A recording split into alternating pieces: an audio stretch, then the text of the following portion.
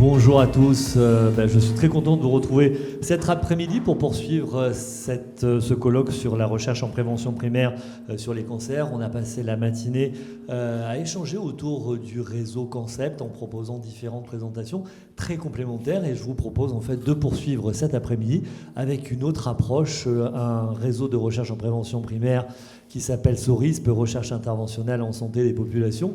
Et pour animer cet après-midi, j'ai l'immense honneur d'accueillir une très grande dame de la recherche en prévention en santé publique qui nous vient directement du Canada, le professeur Louise Potvin, qui est professeur d'université à l'Université de Montréal, qui a été l'une des pionnières sur le développement de la recherche interventionnelle et à qui on doit beaucoup.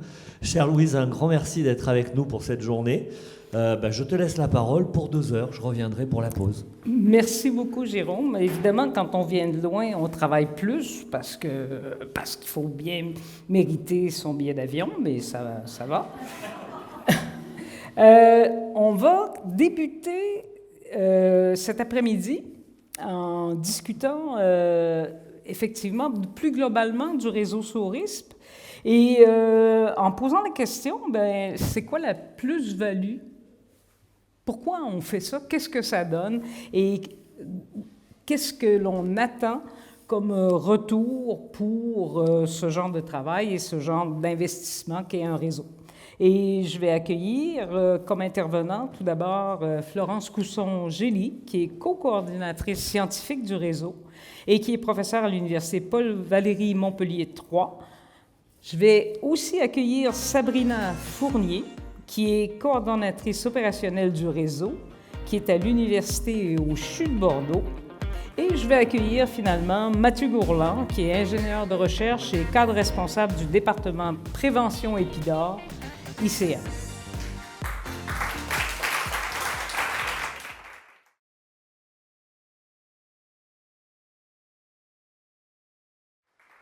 Florence, tu commences. Je commence. Merci Louise. Merci de me donner la parole. Je vais effectivement commencer par vous expliquer un petit peu ce qu'est SORISP et on discutera tous ensemble avec Louise et avec les différentes questions qui pourront arriver, j'imagine, sur le chat, de ce qu'est SORISP. Alors SORISP, donc c'est comme tu l'as dit, un réseau de recherche interventionnelle en santé des populations. On a répondu effectivement à plusieurs appels à projets, dont celui de l'INCa, mais aussi celui de l'IRESP. Et c'était issu finalement aussi une première impulsion du Cancéropole Grand Sud-Ouest, puisque si vous regardez un peu les villes qui composent ce jury et les différents laboratoires et équipes, vous voyez qu'on a effectivement Évidence, donc il y a le consortium Évidence de l'Université et du CHU de Bordeaux, le laboratoire CERPOP et notamment l'équipe Equity qui est à Toulouse, Épidor, on en a parlé, qui est le département prévention de l'Institut du cancer de Montpellier, Epsilon qui est le laboratoire de psychologie à l'Université Paul-Valéry également de Montpellier, et on est monté un petit peu dans le nord de la France avec le centre IG donc à l'Université Jean Monnet Saint-Étienne. Alors, quelle est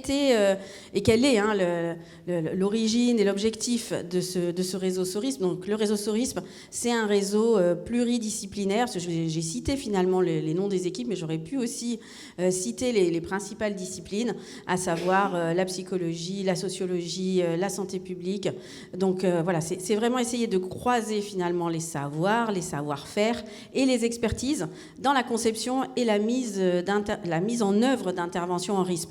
Et on a finalement 2 grands objectifs. D'une part, évidemment, de produire des connaissances. On fait de la recherche, donc voilà, on va produire des connaissances, mais produire des connaissances à la fois sur les concepts, c'est-à-dire qu'est-ce que c'est la recherche interventionnelle, mais aussi sur la méthodologie en RISP, puisque c'est de la recherche interventionnelle en santé des populations, et on ne peut pas forcément, et on va en discuter longuement au cours de cet après-midi, on ne peut pas forcément calquer ce qu'on fait en recherche clinique, par exemple, avec des patients, et là, on est en population générale.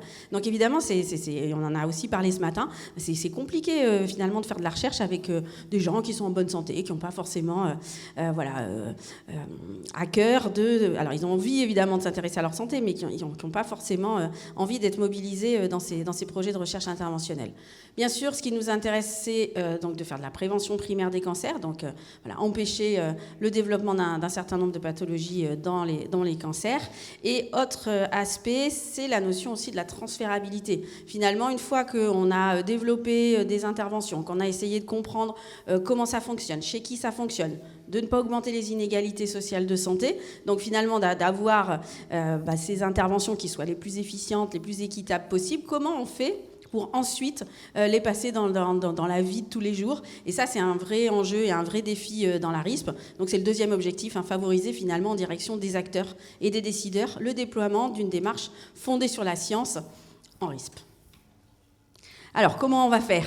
Voilà, évidemment, ça fait donc 2 ans, un peu plus de 2 ans maintenant qu'on a ce financement et que l'on travaille ensemble.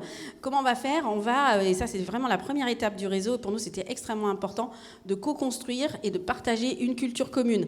Voilà, certains d'entre nous, on se connaissait, d'autres beaucoup moins, et on n'avait pas forcément, même si on faisait tous finalement de la recherche interventionnelle en santé des populations, on le faisait avec nos disciplines, notre vocabulaire, nos concepts. Donc c'était aussi important de trouver effectivement cette culture commune. Donc on a fait des séminaires, on a des publications d'ailleurs, dont une qui est, je pense, sortie, et il y a d'autres qui sont soumises ou qui sont en révision, pour essayer de travailler sur quel est l'objet d'étude finalement de la RISP, comment ça fonctionne, et ça c'est extrêmement important pour nous, c'est-à-dire quelles sont les conditions et les mécanismes d'efficacité, c'est-à-dire au-delà de démontrer qu'une intervention fonctionne, bien sûr il faut essayer de comprendre comment elle fonctionne pour essayer d'identifier finalement les leviers, les freins éventuels que l'on a pu identifier, que ce soit au niveau individuel, mais aussi que ce soit au niveau structurel. Et là aussi, on en a parlé ce matin. Donc voilà, les conditions et les mécanismes d'efficacité et le comment ça fonctionne, parce que ça va aussi conditionner la notion de transférabilité dont je parlais au début et qui, pour nous, est très importante. Sur qui ça fonctionne? Est-ce qu'effectivement, on ne risque pas d'augmenter les inégalités sociales de santé, puisque plus naturellement, en fait, les personnes qui sont déjà éduquées, qui ont finalement déjà un certain nombre de connaissances, vont spontanément, je dirais, bénéficier un petit peu plus de ces interventions. Donc voilà, essayer de voir sur qui ça fonctionne. Et voilà, la notion de transférabilité aussi très importante, donc comment on va reproduire les résultats. Donc au-delà de je dissémine, c'est aussi, une fois que j'ai trouvé des résultats dans un contexte particulier, avec une population donnée, comment je peux transférer et est-ce que je vais avoir les mêmes résultats lorsque je vais transférer finalement cette intervention. Donc ça pose toute la question également de la mise à l'échelle, c'est aussi ce qui est sur la diapositive, c'est-à-dire quelles sont les modalités de transférabilité et comment on va disséminer cette intervention. Disséminer. Donc voilà, pour vous donner quelques exemples, et on rentrera un petit peu plus dans le détail, je ne vais pas là maintenant rentrer dans le détail des projets de recherche que l'on mène en collaboration au niveau de SORISP. Donc au niveau de SORISP, évidemment qu'on avait chacun un petit peu nos projets aussi en propre. Là, l'idée, c'était vraiment de travailler ensemble. Donc certains projets, et c'est ce qu'on va vous présenter, sont complètement issus du réseau. D'autres qui étaient là, qui étaient existants, et qu'on a améliorés, et on a bénéficié finalement de ce travail du coup en collaboration et multi-équipe. Voilà, et je vais laisser la parole à mon collègue Mathieu Gourland. Merci beaucoup Florence. Alors, en ce qui concerne la suite de cette présentation, l'idée c'est de mettre en avant un aspect important dans le cadre de SORISP, dans le cadre de tout réseau, c'est la communication sous toutes ses formes. Je vais vous expliquer après pourquoi je fais finalement cette petite parenthèse sur la notion de communication. Nous avons un site internet, sorisp.fr, que d'ailleurs j'invite les gens qui nous suivent à aller se connecter sur ce site. L'idée de ce site internet, c'est notamment, en fait, il centralise tous les aspects de SORISP, toutes les missions, on est dans le comment on fait vivre SORISP, et ce site internet joue un rôle important. On y voit les axes de SORISP, on y voit les projets de SORISP et on y voit les perspectives de collaboration. J'en profite pour signaler qu'on a également une newsletter, rien de plus simple. Il suffit de se connecter sur le site internet et en bas à droite, vous avez un petit onglet où en 2 clics, vous pouvez être abonné à notre newsletter. Et on a également une page LinkedIn sur laquelle on diffuse plusieurs fois par mois l'actualité finalement du réseau. Et donc, comme je vous disais, l'idée de pourquoi je vous parle de communication, on peut passer à la diapositive suivante, c'est que finalement ce site internet, c'était pas juste faire de la pub pour notre site internet pour le plaisir d'en faire, c'est que finalement le site internet focalise, centralise tous les aspects de SORISP. Et donc vous y verrez notamment les différents projets dont Florence a parlé tout à l'heure. Vous y verrez, puisque c'est un réseau de recherche, les publications scientifiques issus notamment des différents séminaires de travail, notamment liés au développement de notre culture commune. Et justement, puisqu'on parle de culture commune, il y a également une page, ça c'est une volonté vraiment de la part du réseau SORISP, de créer un glossaire. Alors techniquement, j'imagine que ça va être compliqué là pour nous de cliquer maintenant pour directement aller sur la page du site. Pour les gens qui nous suivent, si vous allez sur le site internet, vous verrez tout simplement, bon, c'est le principe d'un glossaire. La volonté du réseau SORISP, c'était de s'entendre sur des définitions, sur certains concepts clés. Vous avez donc, il y a eu des débats entre nous sur ces définitions. Et notamment un aspect important, vous avez la définition en français et la définition en anglais. L'idée, c'est que on puisse favoriser les recherches au niveau des chercheurs en RISP en langue française, au moins pour la recherche des termes et la présentation de ces termes, l'anglais restant la langue scientifique universelle à ce jour. On a également traduit, lorsque la définition était française, afin que les chercheurs puissent avoir une définition pour leurs articles en anglais. Autre aspect important, c'est la mise à disposition d'une mallette à outils, d'une boîte à outils, où sont présentés des outils utilisés par toutes les équipes, enfin par les différentes équipes de SORISP, et même certains outils qui ont été créés par des équipes de SORISP. Donc ce que je veux dire par là, c'est qu'il y a une forme de légitimité au niveau des outils qui sont présentés. La démarche était un peu comme le glossaire, finalement d'aider les chercheurs en RISP à avoir une page sur laquelle on centralise un certain nombre d'outils qui peuvent être utilisés. Alors, certains de ces outils, vous allez avoir un indicateur. Dans quelle mesure l'intervention mise en place est ancrée théoriquement ? Dans quelle mesure quel est l'indice de défavorisation sociale sur un territoire donné pour l'intervention qui est mise en place. Vous avez également des grilles d'accompagnement et de réflexion pour développer une intervention en prenant en compte l'environnement, etc.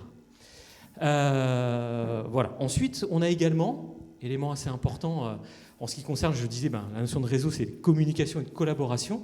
On a également développé sur ce site internet une fiche de saisine sur laquelle, en fait, les équipes intéressées pour mettre en place des recherches en prévention primaire des cancers peuvent nous contacter. C'est le principe même d'une fiche de saisine. Il y a différentes informations pour nous aider à traiter la demande. J'insiste juste, je ne vais pas vous faire tous les items de la fiche de saisine, mais il y a un point assez important où on vous demande de nous renseigner sur le type de collaboration scientifique que vous voudrez mettre en place. Et donc, il est question d'utiliser les outils que je viens de brièvement présenter, de construire de nouveaux outils, de développer une intervention en prévention primaire des cancers, d'étudier la transférabilité, etc. C'est que les différentes options, c'est pour ça que j'en parle, de collaboration, sont assez importantes.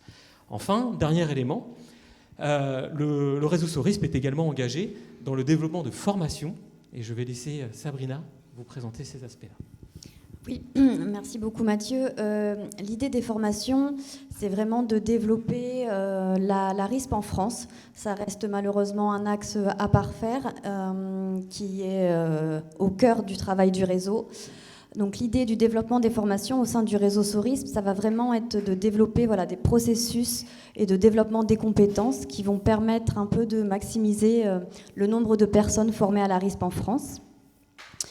Ces processus se sont basés sur des réflexions internes, mais aussi en sollicitant notamment au workshop de l'INCa en décembre dernier les avis des personnes sur leurs besoins de formation, sur leurs connaissances actuelles et la manière dont notre réseau pouvait les aider en ce sens. Pour cela, il y a par exemple le module de l'école d'été RISP qui a été proposé au sein de l'école d'été de l'ISPED en 2024 et qui a rencontré un vif succès et qui a permis de balayer un petit peu le champ de la RISP et sont intervenus sur ce module de nombreux membres du réseau. En cours de réflexion et de conception actuellement pour justement continuer à parfaire ces modules de formation, 2 pistes de réflexion essentiellement portées par le réseau. La mise en œuvre d'un DIU, donc d'un diplôme interuniversitaire, qui est porté par l'ensemble des équipes du réseau, qui a été actuellement structuré sur la base des référentiels de compétences et des champs à acquérir pour valoriser la RISP, et qui serait d'une ouverture idéalement à la prochaine rentrée universitaire, donc en 2025.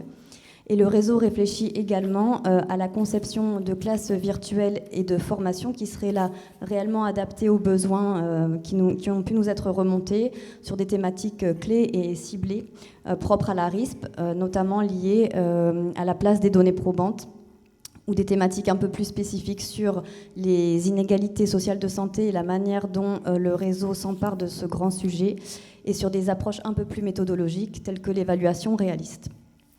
Merci beaucoup à vous trois d'avoir si bien respecté votre temps. Il y a des questions. J'invite les gens en ligne, j'invite les gens dans la salle à poser des questions. En attendant, il y en a qui sont arrivés. Peut-être pour toi, Florence, est-ce que l'un de vos objectifs est de tisser des partenariats internationaux, co-porter des projets, notamment dans le cadre d'Horizon Europe 2030? Et quelles sont vos avancées dans ce sens? Alors, on souhaite effectivement développer des projets à un niveau international. On a 2 projets qui sont déjà dans des projets européens. Donc, il y a de l'initiative conjointe sur les maladies non transmissibles, où il y a effectivement deux projets qui sont dans ce programme-là, qui sont des projets pilotes, donc, et qui pourront donner lieu à des évaluations et à des mises en place de RISP un peu plus importantes. Et après, oui, bien sûr, Louise, nous sommes tout à fait ouverts à avoir des projets Horizon 2020 ou en tout cas... Et est-ce que vous développez des stratégies spécifiques autour de ça? Alors, les stratégies qu'on développe, alors on a un STAB, Scientific Advisory Board, Louise connaît bien parce qu'elle en fait partie. Et ça, c'est quelque chose qu'effectivement, on a beaucoup échangé avec les membres de notre STAB pour avoir effectivement cette ouverture internationale. Voilà, on en est au début, donc voilà, il va falloir qu'on travaille encore un petit peu plus cet aspect-là. Mathieu? Oui, peut-être élément complémentaire par rapport à ce que vient de présenter Florence. C'est quelque chose qui est effectivement en cours de construction. Il y a quand même le côté... Le réseau de chaque équipe nous aide à petit grignoter notre réseau, notamment au niveau international. Vous voyez, sur une thématique en fonction de la thématique de l'équipe. Quand les collègues de Bordeaux mettent en place des recherches avec des Nord-Américains sur la transférabilité ou la mise à l'échelle, le réseau SORISP en bénéficie, alors à la fois indirectement et directement, puisqu'on est amené aussi parfois à prendre part à certains des séminaires, etc. Donc voilà, c'est aussi par le réseau même de chaque équipe qu'on, petit à petit, on augmente un petit peu notre toile au niveau international. Une autre question, on parlait de culture, puis de développer une culture commune, et le langage, bien sûr, c'est le premier véhicule de la culture. Vous avez choisi le terme transférabilité plutôt que mise à l'échelle, plutôt que généralisabilité, plutôt que bien d'autres, une pléthore de termes dans la littérature. Est-ce que ça dénote? C'est un vrai choix ou c'est un choix théorique? Et comment vous en êtes arrivé à ça? Alors, je ne serais peut-être pas la meilleure placée pour répondre sur ce terme-là, puisqu'effectivement, on a dans l'équipe vraiment des grands spécialistes de la transférabilité. Donc, alors, je sais qu'ils ont choisi le mot transférabilité, et je pense qu'ils pourront vous expliquer pourquoi c'est ce terme, et je pense qu'il faut garder la question pour un petit peu plus tard. OK.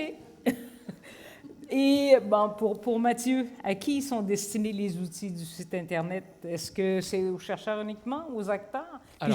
Puis moi, je vais avoir une sous-question là-dessus. Votre glossaire, est-ce qu'il est de type wiki? Est-ce que des gens peuvent interagir avec votre glossaire et proposer d'autres choses? Oui.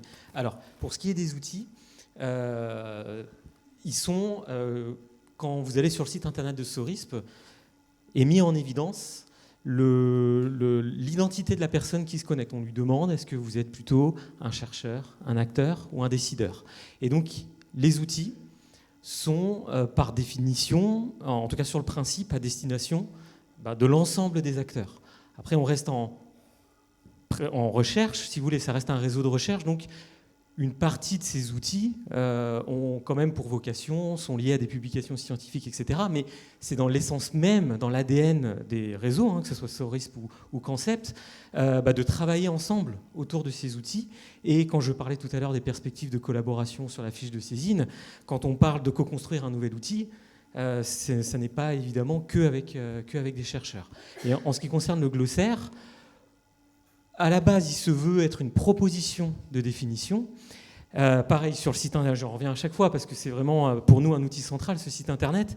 On peut rentrer en contact avec nous et bien évidemment, on peut discuter, débattre, compléter ce glossaire, même si à ma connaissance, ce n'est pas encore une demande qu'on a eue. C'est quelque chose qu'on fera avec plaisir parce que là, c'est pareil, c'est dans l'essence même de SORISP d'échanger sur ces définitions. Et est-ce que vous liez avec d'autres glossaires qui existent, entre autres, qui sont apparentés? Je pense au glossaire de promotion de la santé qui a fait l'objet d'une mise à jour de l'OMS il n'y a pas très, très longtemps. Est-ce que votre glossaire est réseautable? Oui, tout à fait. Alors, on sait, les membres de l'équipe qui se sont impliqués dans la création de ce glossaire, si vous voulez, à la base, c'est une question qui est posée pour chacune des pages que j'ai pu présenter. Quel est l'intérêt est-ce que ça fait un site internet en plus? Voilà, qu'est-ce que va apporter finalement l'idée de construire cette page? Et c'est quelque chose qui s'est fait un peu en miroir d'autres pages qui peuvent exister, effectivement. Okay. On va parler d'interdisciplinarité. Pouvez-vous nous donner une idée de l'éventail de l'interdisciplinarité? Vous savez, souvent, les médecins ils parlent d'interdisciplinarité quand un oncologue parle à un pédiatre.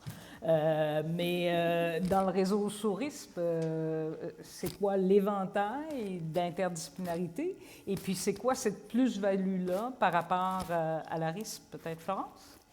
Alors oui, merci Louise. L'interdisciplinarité, c'est évident qu'il y a beaucoup de sciences humaines et sociales, mais on va aussi avoir des médecins qui peuvent échanger avec nous.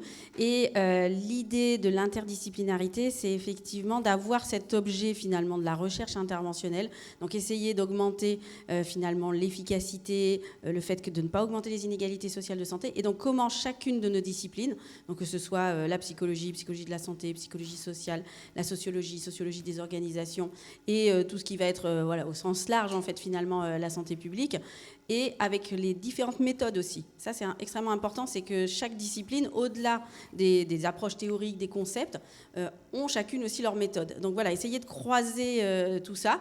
Alors on a l'ambition, on vous en reparlera aussi un petit peu, on a l'ambition même de faire un modèle qui serait finalement de prendre aussi bien en compte les déterminants individuels, les déterminants structuraux de la santé, pour essayer d'expliquer finalement qu'est-ce qui fait qu'une personne est en bonne santé, ou en tout cas comment finalement ces recherches interventionnelles peuvent agir aussi à ces différents niveaux et comment tout cela va s'imbriquer.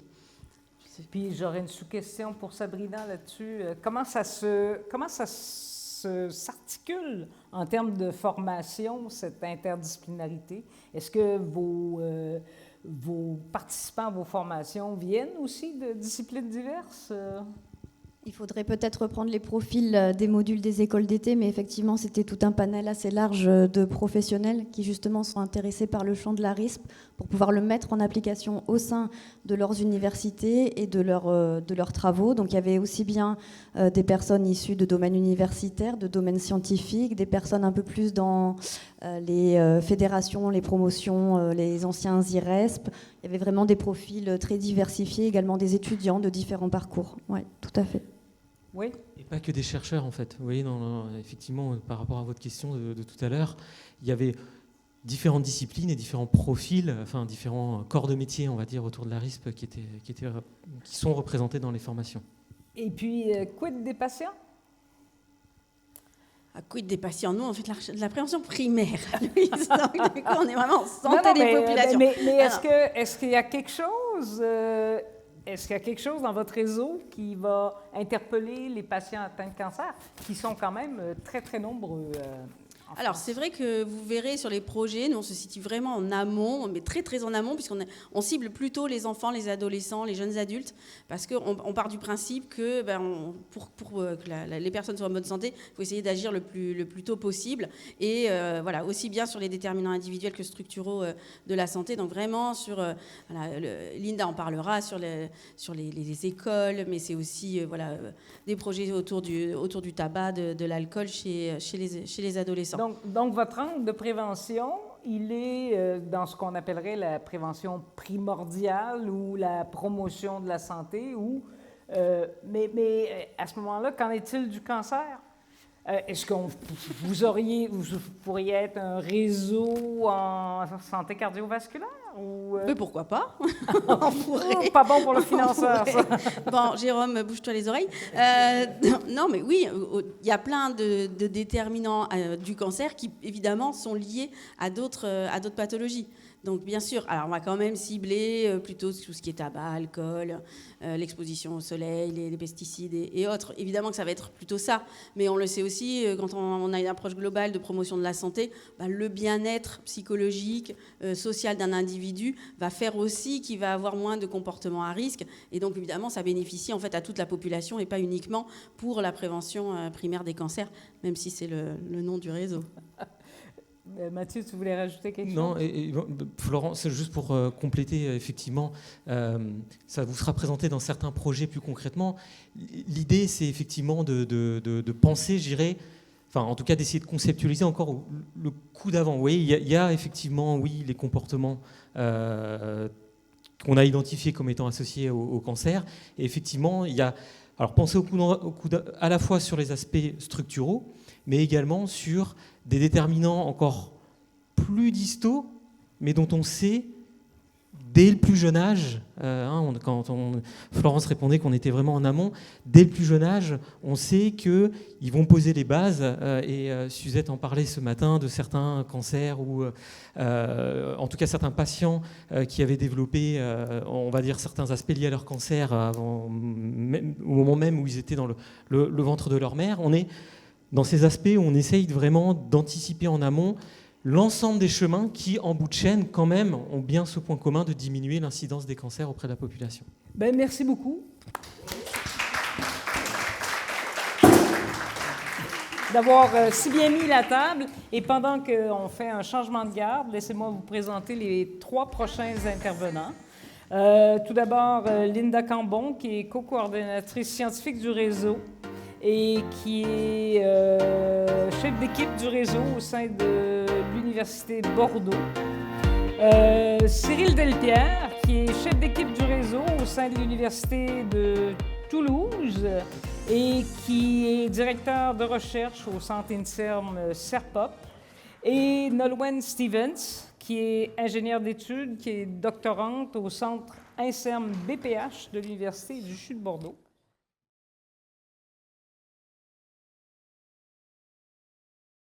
Bienvenue à tous les 3. Bonjour.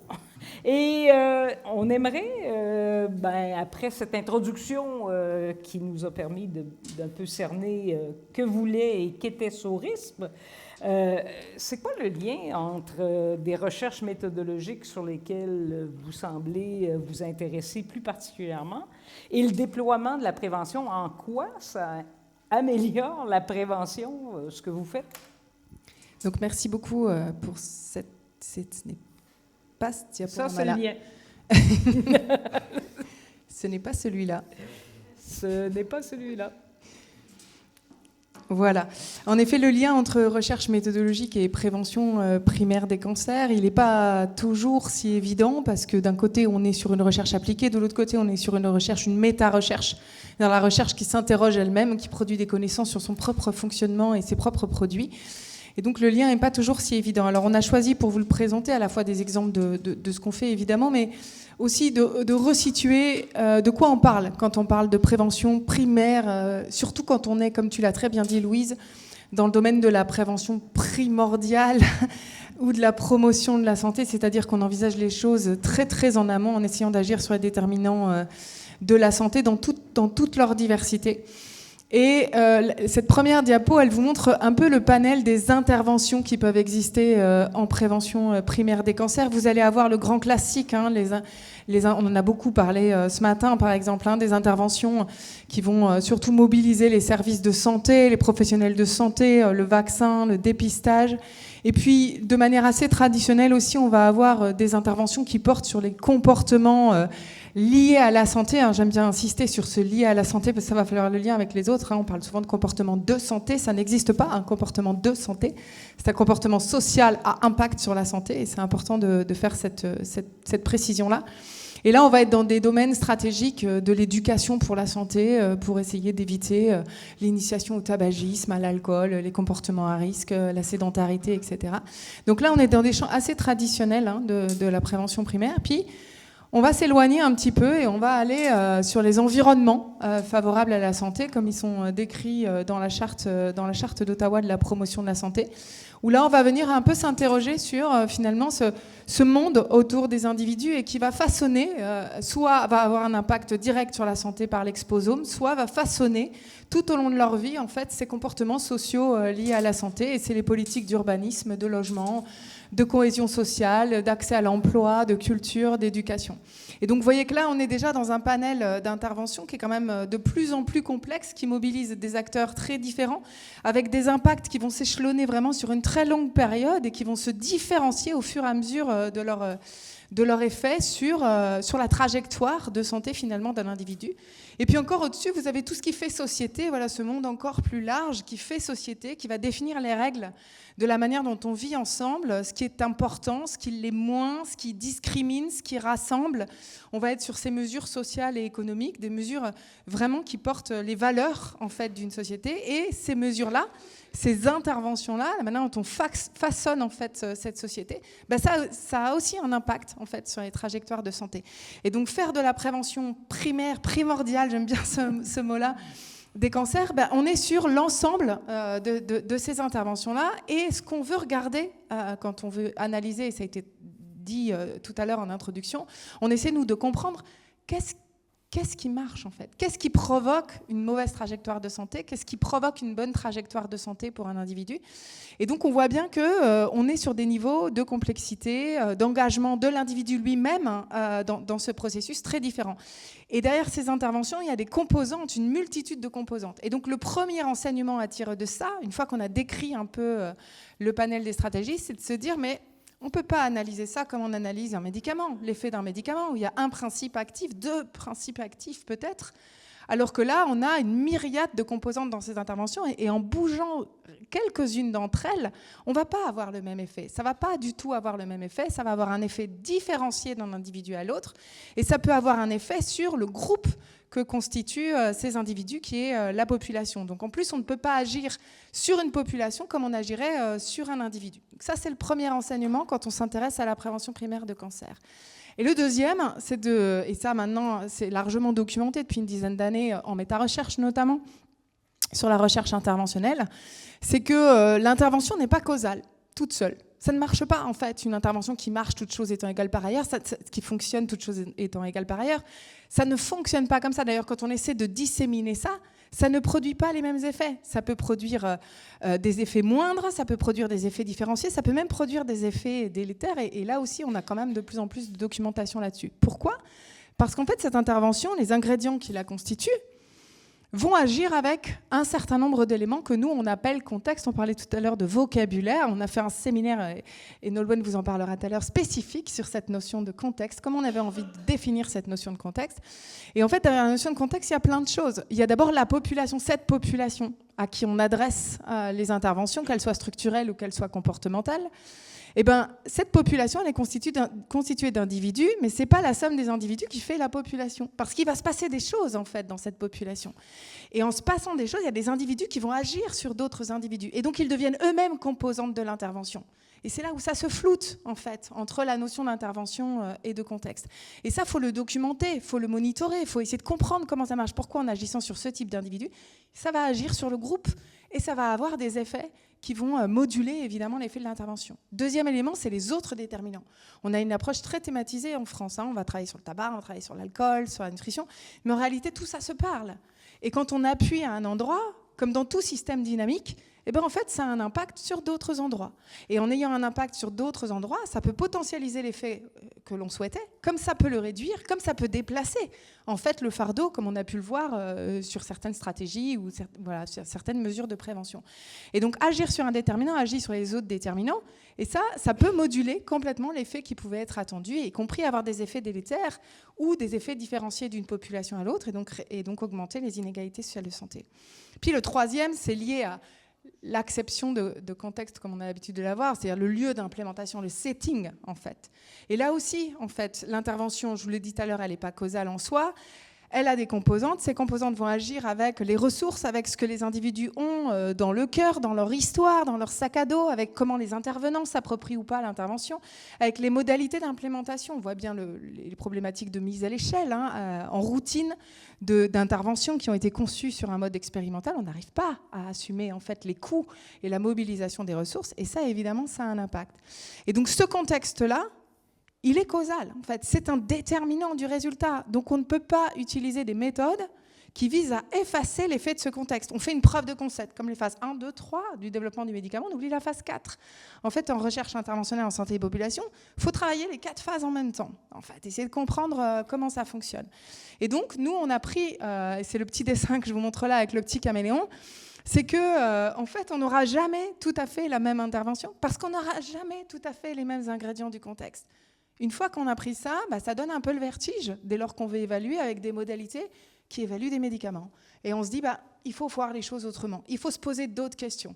Il faut passer d'une logique, l'intervention est-elle efficace, toutes choses étant égales par ailleurs, ou dans quelles conditions, dans quelle mesure et par quel mécanisme les composantes de cette intervention produisent-ils ou pas, d'ailleurs, des effets, et pas seulement celui qui est attendu. Et donc là, c'est la boîte de Pandore qui s'ouvre. Se pose la question de la définition du contexte, de l'applicabilité versus la transférabilité, c'est-à-dire la mesure dans laquelle les résultats de l'intervention vont donner les mêmes ailleurs, la viabilité, la mise à l'échelle, qu'est-ce qu'on appelle mécanisme d'effet, et les effets non attendus différenciés. Et on s'est attaqué à tout ça dans SORISP. Petit programme. Cyril. Ah non, Nolwenn. Donc effectivement, on s'est attaqué à tout ça dans SORISP, parce que vous l'avez compris avec... j'ose pas dire l'introduction, mais de la démonstration de Linda, on est convaincu dans le réseau qu'il est nécessaire d'investir les questions de méthode et les questions de concept pour investir. Donc investir, ces questions-là, c'est investir la méta-recherche, la recherche conceptuelle méthodologique, et c'est une façon d'identifier et d'affiner finalement les questions qui sont à investir dans la recherche interventionnelle en santé des populations, les questions à investir, les concepts du coup à mobiliser et les méthodologies qui vont permettre de les exploiter. Donc dans SORISP, on a fait ce choix de prendre ce temps, ou en tout cas de se positionner aussi à cet endroit-là et de venir travailler chacune de ces notions ou de ces aspects-là. Dans cet investissement, on fait le pari que renforcer finalement la méta-recherche, c'est renforcer la perspicacité de la RISP, ou des RISP, des recherches interventionnelles en santé des populations, et par là, c'est renforcer la pertinence des interventions elles-mêmes, donc au bénéfice des populations. C'est cette chaîne-là, en tout cas, que l'on souhaite investir. Dans cette perspective, on a de nombreux concepts donc, qui peuvent être travaillés et investis. Là, je vous ai proposé une façon de les aborder. Alors, on peut identifier un certain nombre de concepts que j'ai nommés transversaux. C'est pas une taxonomie figée du tout, mais qui sont des concepts qui sont liés, qui découlent directement aux attributs particuliers de l'intervention pour la santé des populations et dont Linda vous a parlé. Et là, on a donc cette fameuse notion de contexte, et j'y reviendrai un peu plus tard, la notion de système interventionnel ou d'interrelation extrêmement étroite entre les différentes composantes de l'intervention populationnelle, contextuelle et interventionnelle, une modalité interventionnelle. L'approche populationnelle, parce que dans ces concepts transversaux, il y a aussi un certain nombre d'approches et de principes qui fondent l'intervention pour la santé des populations, la notion de preuve qui a réinterrogé dans ce cadre particulier. J'ai nommé aussi les théories, on pourrait parler des mécanismes qui sont à interroger à tous les endroits, à tous les stades, on va dire, de la RISP. On a aussi un certain nombre de concepts qui sont plutôt liés, alors j'ai noté là, aux qualités des interventions de santé des populations. On pourrait dire aussi que c'est les facultés des interventions de santé des populations, ou ce sont les exigences, finalement, auxquelles les interventions de santé des populations doivent répondre pour être satisfaisantes dans ce qu'elles vont pouvoir produire dans la population elle-même. Et là, on va pouvoir travailler, et c'est une liste non exhaustive bien entendu, un certain nombre de concepts. Alors c'est parce que les interventions de santé des populations doivent solutionner des problèmes de santé publique, elles doivent être efficaces en vie réelle, eh bien on va de ce fait appréhender la notion d'effectiveness ou d'efficacité en vie réelle et l'approche pragmatique sur laquelle elle repose. Mais c'est aussi parce que les interventions en santé des populations doivent être et sont investies ou adoptées par les différentes parties prenantes dans des conditions de vie réelles qu'on va attendre d'elles qu'elles soient viables. Et donc on va devoir appréhender la notion de viabilité des interventions de santé des populations et l'ensemble des conditions qu'elles rassemblent. Des interventions qui soient à la fois abordables, adaptées, évaluables, utiles et faisables notamment. C'est parce que leurs retombées sont attendues au-delà du périmètre de leur expérimentation et de leur développement qu'elles doivent donc pouvoir garantir la production des mêmes effets, de la même efficacité dans d'autres contextes, dans d'autres lieux de mise en œuvre, qu'on va devoir appréhender la notion de transférabilité des interventions. Et enfin, c'est parce qu'elles doivent bénéficier au plus grand nombre et aussi longtemps que le besoin perdure que ces interventions, elles doivent être généralisables et donc on va s'intéresser à leur potentiel de mise à l'échelle. Et puis enfin, le dernier groupe de concepts qu'on va pouvoir investir, ce sont ceux qui sont liés à l'ensemble des processus dans lesquels ces interventions de santé population vont rentrer pour finalement avoir un impact populationnel. Puisque s'il est nécessaire et obligatoire finalement d'acquérir un certain nombre de qualités ou de caractéristiques pour une intervention, eh bien, même dans la situation la plus idéale, la plus optimale, où l'intervention cocherait, on va dire, toutes ces exigences, il n'en demeure pas moins qu'elle ne pourra pas atteindre un impact populationnel si le sentier leur permettant finalement d'agir sur les populations ne sont pas eux aussi exploités, balisés, étudiés. Ça, c'est toute la question des processus. Et on va se demander comment les interventions, donc, qui rassemblent un certain nombre de critères, vont pouvoir être mises en œuvre sur le territoire, vont pouvoir être donc implémentées, une autre façon de le dire, vont pouvoir être transférées, pérennisées. Donc là, on est vraiment dans des verbes d'action où il se passe quelque chose. Hein. Ce n'est pas passif comme devenir, on va dire, de l'intervention. Je fais un petit, je prolonge un petit peu mon propos pour vous dire que cette méta-recherche, elle permet de structurer, elle permet de donner des repères donc aux praticiens de la RISP. Hein, c'est cette ambition qu'elle poursuit. Et ça prend corps dans un certain nombre d'étapes qui sont des étapes en fait assez cycliques, puisque l'identification de besoins et d'enjeux vont permettre de déterminer le concept, la méthode ou l'approche d'intérêt qu'on va investir en méta-recherche. Et puis la délimitation, l'identification de ce concept va être challengée au regard du croisement d'approches multidisciplinaires et de différents types de pratiques dans la recherche et en dehors de la recherche aussi. On va venir secouer un petit peu ces notions, ces approches conceptuelles ou méthodologiques. On va identifier le développement de méthodes qui vont pouvoir nous permettre de rentrer, de capter ces enjeux et les différentes facettes du concept. Aucun concept n'est très lisse ni très facile d'abord, encore moins univoque. On va mettre à l'épreuve ces pratiques, ces méthodologies, ces façons d'étudier, d'évaluer, d'identifier ou de challenger, on va dire, le concept. Et puis on va pouvoir affiner ou stabiliser la notion, identifier ses limites, parce qu'il y en a toujours, et identifier ses limites et ses frontières, tant conceptuelles que méthodologiques, puisqu'il y a des choses qui, dans la visualisation du concept vont faire sens pour tous, mais dans la pratique et dans la façon de le toucher ou de l'aborder vont être des challenges importants. Et avec ces limites, avec l'identification de ces limites, de nouveaux concepts ou des nouvelles méthodes, des nouveaux enjeux vont pouvoir être identifiés et à nouveau alimenter ce cycle de méta-recherche au service de la santé des populations. Et cet exercice-là, on le fait au sein du réseau SORISP sur plusieurs thématiques qu'on a investies au cours de ces 2 dernières années, au gré de nos différents projets de recherche et des besoins qu'on avait pour structurer nos différents investissements sur le terrain et dans la production de nouvelles connaissances. Et on l'a fait notamment sur le contexte cette année. C'était l'un de nos, c'était dans notre agenda en tout cas. Alors dans ce cycle, on a d'abord identifié donc ce besoin de travailler de la notion de contexte. Et puis on conclut. D'accord. Et puis donc on a poursuivi sur ce cycle que je vous ai présenté là, avec un point culminant qui est autour d'un séminaire inter-équipe qui nous a permis donc d'arriver à des nouvelles productions et de nouvelles questions qu'on va pouvoir investir dans les projets futurs. Merci beaucoup. Cyril. Je vais être rapide, Louise. Juste Pourquoi toute cette réflexion au niveau méthodologique ? Je dirais que parce que les méthodes qu'on a utilisées depuis les années 80, elles ne marchent pas.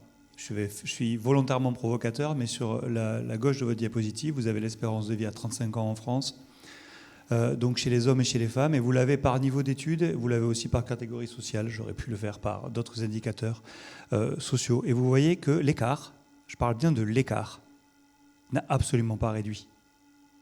Donc ça fait 30 ans qu'on fait de la prévention et qu'on ne réduit pas les écarts. Et vous pourriez me dire, mais pourquoi on parle d'espérance de vie alors qu'on est en cancer ? Première cause de mortalité en France, c'est les cancers. Ce qui drive ça en premier, ce sont les cancers. Et sur la droite de la diapositive, on en a parlé ce matin, on a dit que 25% des gens fumaient.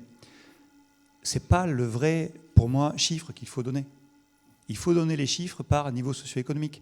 Et quand on regarde la différence, la prévalence de tabagisme en fonction du niveau de diplôme, on s'aperçoit que certains groupes favorisés ont eu une évolution positive avec une réduction du tabagisme et que ça n'est pas du tout le cas dans les groupes sociaux défavorisés. Donc, ça fait 30 ans qu'on fait de la prévention et qu'il sourit, cette prévention, à ceux qui sont les plus favorisés. Donc les méthodes qu'on utilise aujourd'hui, pour répondre à la question de Louise, pourquoi on se pose des questions méthodaux dans le déploiement d'interventions de prévention ? Parce que les méthodes qu'on utilise jusqu'à aujourd'hui, manifestement, sur les inégalités, elles ne fonctionnent pas. Et juste pour finir, on vous donne 2 exemples, comment on essaie de traduire de manière pragmatique ce qui a pu être dit par Linda et par Nolwenn. On vous montre ici que une approche globale que l'on a dans SORISP, c'est que pour essayer de comprendre ce qui se passe, il faut déconstruire, il faut construire un modèle, il faut comprendre comment l'intervention fonctionne. Je ne fais pas une intervention pour arrêter de fumer. Je fais une intervention qui va conduire peut-être à arrêter de fumer, mais elle est construite, elle fait appel à plein de théories, à plein de mécanismes intermédiaires. Et donc vous avez sur la gauche, de manière très quantitative, Florence a oublié de citer l'épidémiologie dans SORISP. On aime bien les analyses quanti et les données, et on a des directed acyclic graph, des graphes acycliques dirigés, où on va faire un modèle théorique de comment les variables elles peuvent se parler, elles peuvent être liées entre elles. Et c'est ces liens qu'on va analyser. C'est ça qui conditionne la façon dont on va rentrer les variables dans les modèles statistiques. Et c'est comme ça qu'on va aller tester les choses pour voir si finalement, chaque séquence, une variable qui conduit à une autre, qui conduit à une autre, qui conduit à une autre, avec des effets qui reviennent. Comment ça peut être analysé ? C'est la partie de l'exemple du programme REDIA, qui est un programme de nutrition et d'activité physique qui a été développé à La Réunion par mon collègue Adrien Fianu. Et sur la droite, c'est un exemple quali de comment on peut faire pour essayer de construire ces modèles quanti. Ce n'est pas comme ça qu'on va avoir de la donnée qui va nous permettre d'être assez fin pour les construire. Et donc on a besoin d'avoir une approche quali, très fine des interventions. Donc là, c'est le modèle FIC pour fonction clé implémentation contexte.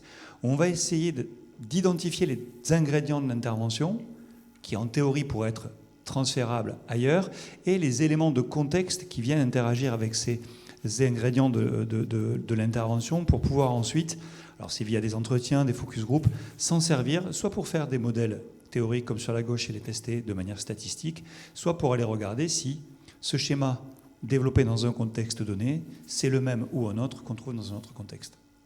Merci beaucoup pour cet exposé très clair. Une des questions qui a été posée, c'est est-ce qu'il y a une méthodologie, donc SORISP? Est-ce que c'est l'objectif de développer une méthodologie SORISP? Moi, j'assume que oui. Dans l'approche conceptuelle que l'on a de la santé, je dirais oui. On va ensuite présenter certains des modèles qui nous conditionnent, je dirais, ou qu'on a choisi d'utiliser dans le réseau. Mais oui, on a une approche SORISP, en tout cas que l'on partage en termes de culture commune pour pouvoir analyser la santé et comment on peut intervenir sur le champ de la santé. En 3 mots, tu la caractériserais comment, l'approche SORISP? Nolwenn nous en a fait une grande...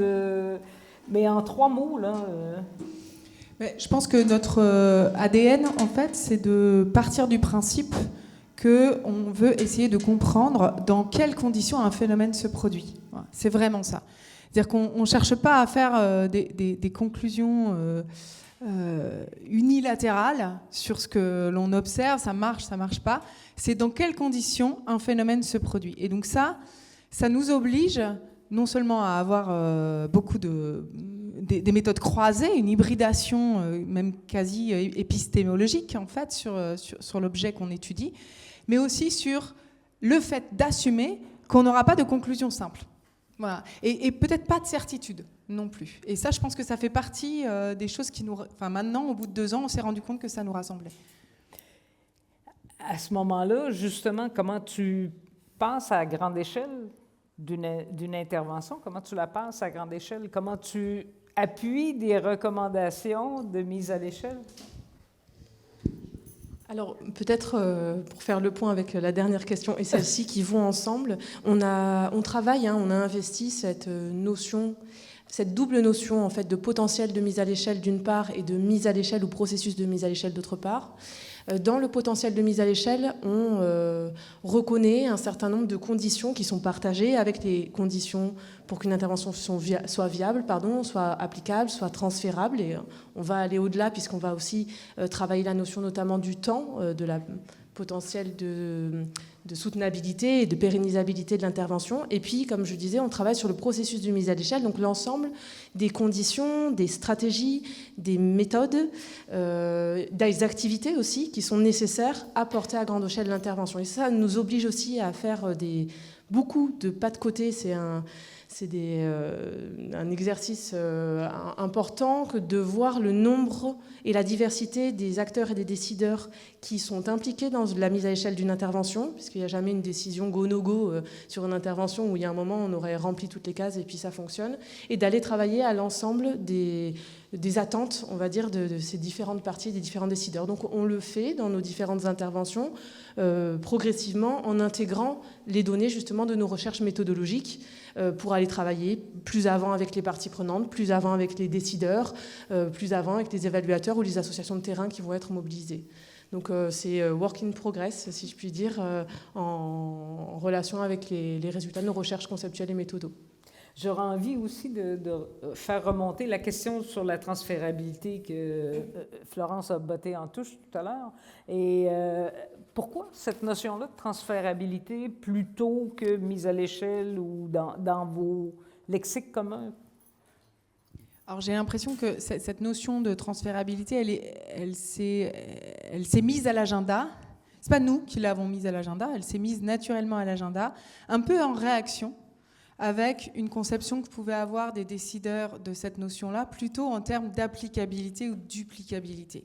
En fait, on a tous été confrontés à ça, à une espèce de convocation à évaluer des interventions pour pouvoir les déployer à l'identique selon un gros niveau de fidélité sur différents territoires. Et en tant que chercheurs, et puis les acteurs qui nous accompagnent et avec qui on travaille, on s'est vite rendu compte que ça, c'était complètement utopique.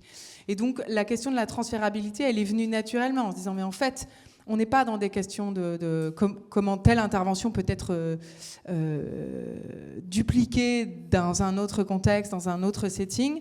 C'est dans quelle mesure elle peut, la question qui s'est posée, c'est dans quelle mesure cette intervention, comme elle a été conçue, notamment au milieu expérimental, elle peut donner les mêmes effets dans un autre contexte ou pas, ou avoir des effets délétères. Et c'est là qu'en fait a eu la mise à l'agenda de la transférabilité. Et ça vient interroger tout, parce que la mise à l'échelle, c'est la transférabilité à très large échelle. Voilà, on est vraiment dans ces logiques-là.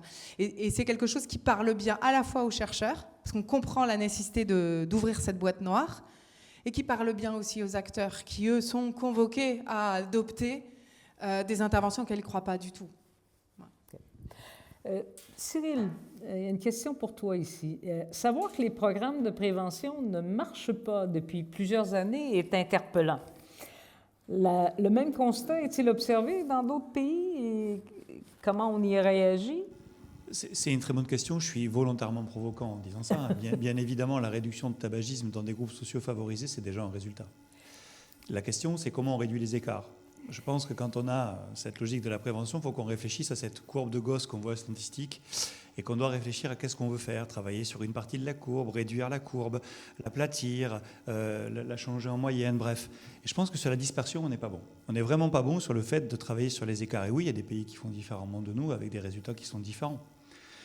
Il y a des pays sur la prévalence du tabagisme qui ont réussi à avoir des taux de prévalence qui sont inférieurs à 10%, qui sont à 5%. Alors certes, avec des écarts entre certains groupes sociaux, mais de 3 à 6, de 3 à 7, c'est pas la même chose. Donc en fait, il est possible d'agir. Et je vais faire exprès de prendre le contre-pied. Ça fait 20 ans qu'on fait grossir tout le monde. pas de la même façon, mais on a fait grossir la population. Donc on arrive à agir sur les comportements des gens avec des déterminants macro, on en parlera tout à l'heure. Donc oui, il y a des pays qui font différemment, mais qui n'ont pas forcément le même modèle que nous d'intervention, je dirais. Alors je ne vais pas me permettre de parler du Canada. Le Canada, tu peux te le permettre. Le Québec, pas le Québec, c'est ça. Mais par exemple, avec nos collègues britanniques, ils ont ce rapport à l'action, à l'intervention. Nive en a parlé, vous l'avez peut-être entendu à son accent. Elle a une culture d'aller travailler avec les communautés, un mot qu'on a du mal à utiliser en France, mais qu'elle utilise depuis le départ. Et en fait, des constructions d'intervention avec des publics qui sont des fois très, très, très, très loin du soin, c'est une habitude qui est beaucoup plus fréquente, je dirais ancienne chez eux que chez nous.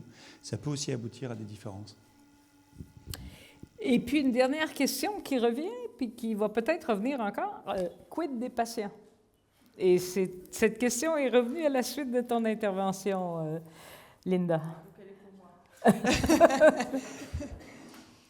Alors oui, on pourrait... Alors déjà, nous, on essaie de se poser la question de faire participer, parce qu'on a un Living Lab, j'en parlerai un petit peu tout à l'heure, on voudrait en créer un autre, on en a un sur les enfants, on aimerait en créer un autre. Se pose la question de l'association des citoyens, déjà, dans les travaux qu'on mène, et on est en train d'y réfléchir. Alors l'association associée des patients, bien sûr que la prévention primaire, elle peut être ciblée sur des patients, évidemment. Il faut, voilà, c'est pas parce qu'ils sont atteints d'une pathologie qu'il faut pas mettre en place toute l'artillerie nécessaire pour prévenir d'autres pathologies, ou d'ailleurs même accompagner leur guérison et réduire les risques de récidive. Mais c'est un choix politique, en fait. Voilà, j'ai pas de réponse scientifique. C'est un choix politique. Aujourd'hui, il y a beaucoup de travaux de recherche en prévention qui sont sur les patients. Il y a beaucoup moins de travaux de recherche qui sont vraiment en prévention primaire, primordiale, et on en parlera tout à l'heure dans une autre session, sur les déterminants sociaux, structuraux de la santé, où là, c'est quasi absent. Donc, c'est vraiment un choix de positionnement, en se disant on va aller là où il y a le trou dans la raquette, où c'est plus compliqué, parce que les acteurs, voilà, c'est pas des soignants qui ont l'habitude d'avoir des travaux de recherche dans leur arène. On va aller discuter avec des élus, on va aller travailler avec des urbanistes, on va aller travailler avec des éducateurs, avec des économistes, avec des gens qui sont plutôt sur des mesures d'emploi. Voilà, on va aller dans un autre domaine, parce qu'aujourd'hui, ce domaine, il n'est pas développé en France. Merci beaucoup.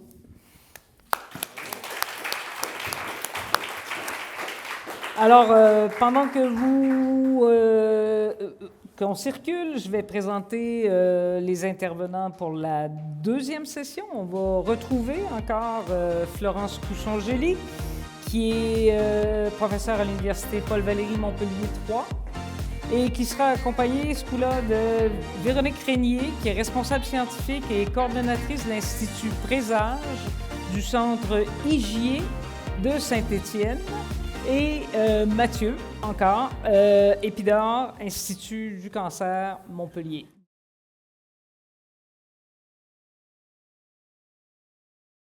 Donc, la question pour vous, c'est quand on parle d'efficacité, de participation et de transférabilité,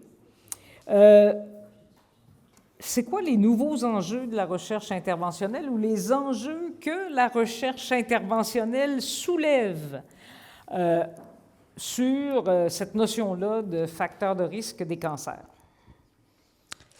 Merci Louise pour cette question. Donc moi, je vais commencer à répondre en parlant de participation et de recherche participative.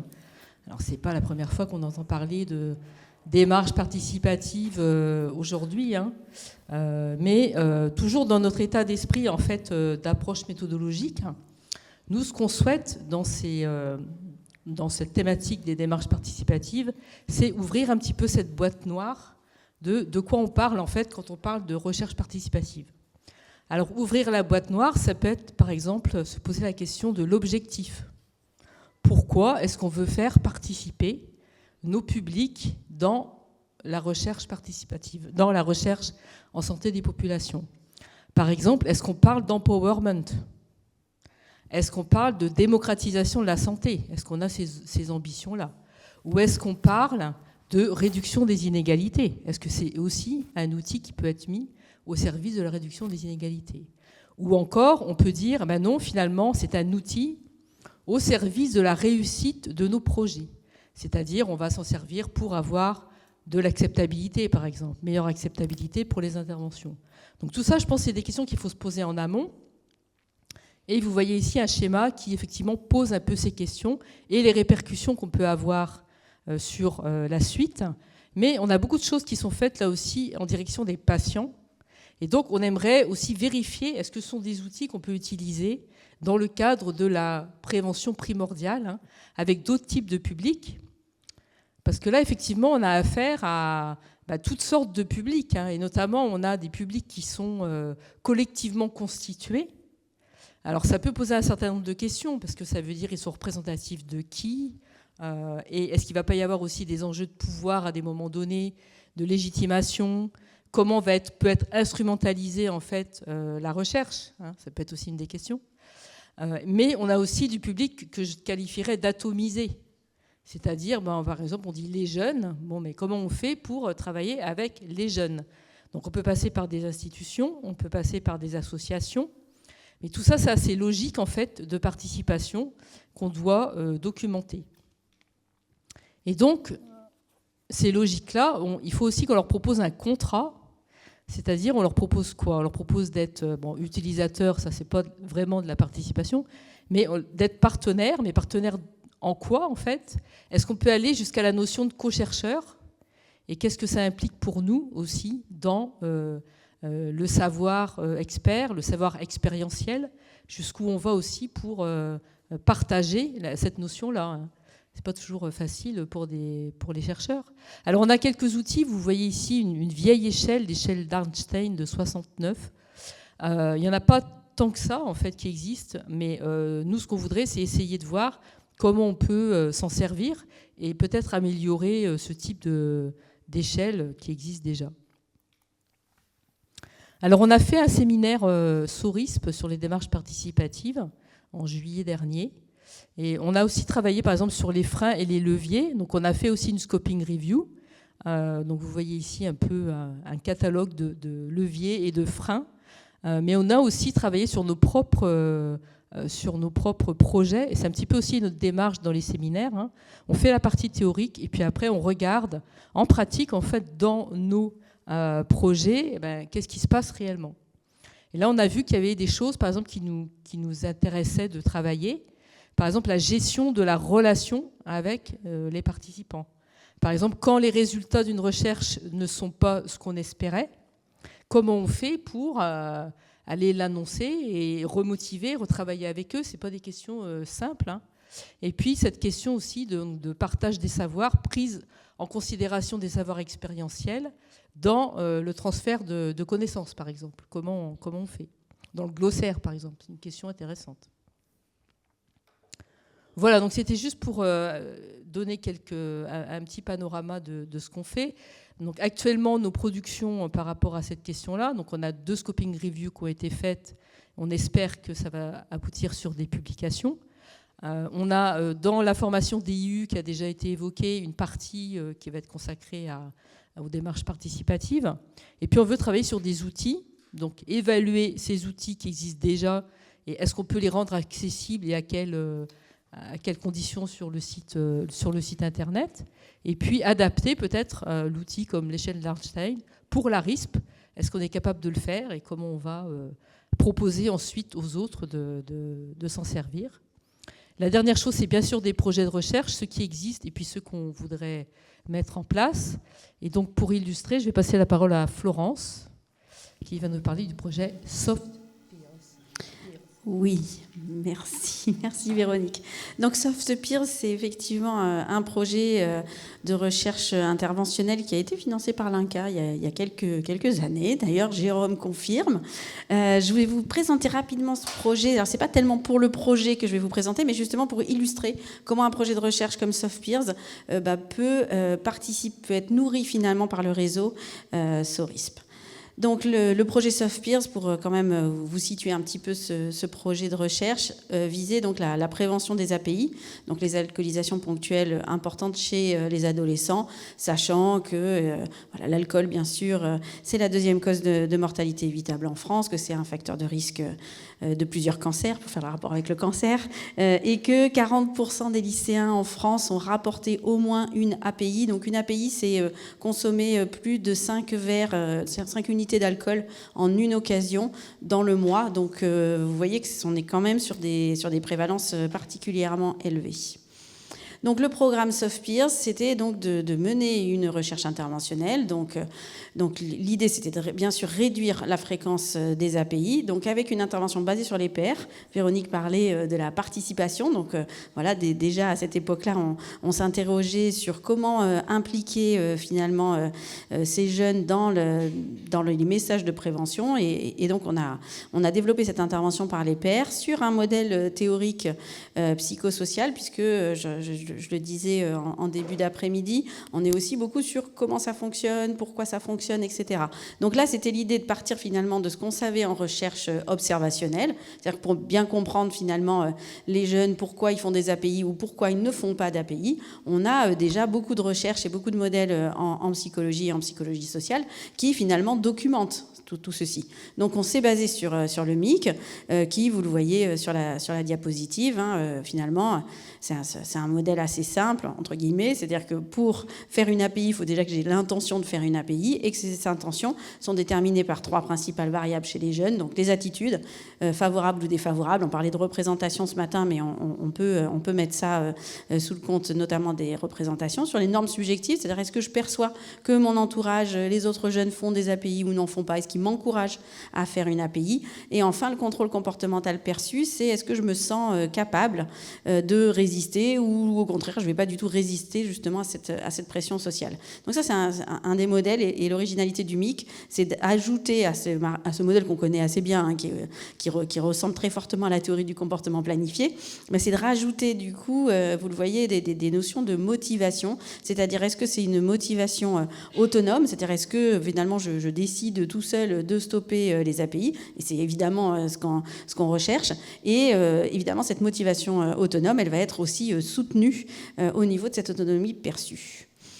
Donc voilà, on a fait cet essai randomisé en cluster, financé par l'Institut national du cancer, donc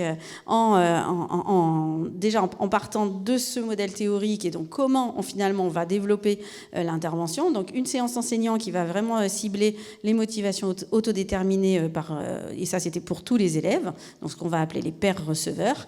Et puis pour cibler les attitudes, normes subjectives et contrôle perçu, on a donc accompagné des jeunes, donc les fameux pairs éducateurs, dans 6 séances qui vont donc construire cet outil de prévention. Donc l'idée, c'est vraiment que ça vienne d'eux, c'est eux qui mettent en œuvre l'intervention et ils sont simplement guidés finalement par les acteurs de terrain et les chercheurs pour essayer d'agir sur ces freins et leviers dont j'ai parlé juste avant. Et à la fin, une séance ou plusieurs séances de pair à pair. Donc l'idée, bien sûr, c'est que c'était les jeunes eux-mêmes qui diffusaient aux autres jeunes de leur lycée. Globalement, les résultats ont montré que c'est plutôt efficace. Donc le design, un essai randomisé en cluster finalement assez classique. 2021 lycéens qui ont été inclus, âgés en moyenne, vous le voyez, de 15 ans. Mesure avant l'intervention, après l'intervention, donc 6 mois après l'intervention. Et bien sûr, le critère de jugement principal étant les API et les variables du MIC. Ce que montrent les résultats, c'est qu'on a un impact significatif sur les API. Ça veut dire quoi ? Ça veut dire que si on compare le groupe contrôle et le groupe intervention, dans le groupe contrôle, en fait, on a une augmentation des API donc chez ces jeunes qui étaient donc en seconde et qui sont ensuite passés en première. Donc, on a une augmentation des API dans le groupe contrôle, donc là où on n'intervient pas. Et en revanche, dans le groupe intervention, qui a mis en place donc l'intervention, mais en fait, on a stabilisé cette augmentation, puisque vous le voyez, on est passé de 28% à 29,3%. En revanche, et c'est là qu'intervient le réseau SORISP, c'est que quand on a regardé l'impact de l'intervention sur les principales variables du MIC, en fait, on n'a quasiment aucun changement au niveau des mécanismes et des processus psychologiques sous-jacents. Et donc, on retravaille complètement ce projet dans le cadre de Sorisp. Et je vais laisser la petite télécommande à Mathieu. Merci. Et vous expliquer comment, finalement, on va, à partir de ce projet-là, concrètement, comment on va mettre en œuvre le réseau Sorisp. Voilà, complètement. Comme l'a dit Florence, effectivement, le but de cette dernière diapositive, c'est finalement de faire le point sur ce qu'on sait aujourd'hui, quelque part sur ce qu'on sait à partir de ce que les équipes montpelliéraines de Sorisp ont mis en place, et de démontrer la plus-value, très concrètement, du réseau Sorisp sur un des projets. Je précise que c'est un projet qui est en cours de construction, mais c'était justement l'intérêt aujourd'hui, c'est de montrer où on en est aussi au niveau de nos réflexions. Donc ce qu'on sait aujourd'hui, je ne fais que reprendre ce que vient de dire Florence, c'est que le programme SoftPeers a un impact sur le maintien des alcoolisations ponctuelles importantes chez les adolescents. Par contre, ce que l'on sait moins, c'est finalement par quelle voie ça passe.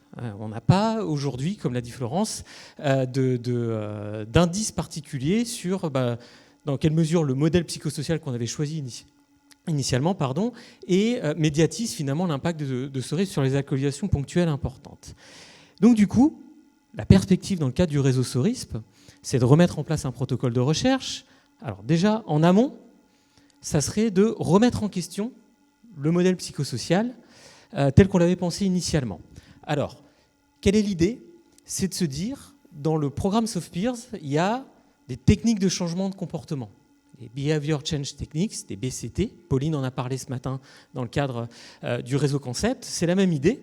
Quels sont les ingrédients actifs de SoftPeers? Et on sait qu'une partie, c'est notamment tous les travaux de Mickey et collaborateurs, on sait qu'une partie des techniques de changement de comportement peuvent en théorie cibler plusieurs variables psychosociales. Nous, on est un peu parti bille en tête quand on a mis en place le premier protocole de SoftPeers en se disant on a ces techniques-là qui vont influencer ces variables-là, et finalement, il est possible qu'on n'ait pas eu d'impact sur ces variables psychosociales-là, mais qu'on ait eu, par les techniques de changement de comportement de SoftPeers, un impact sur des voies alternatives. Donc, première réflexion en amont, dans quelle mesure il y a finalement une voie alternative en suivant un peu la démarche de SoftPeers telle qu'elle avait été pensée dans un premier temps par l'équipe de Montpellier.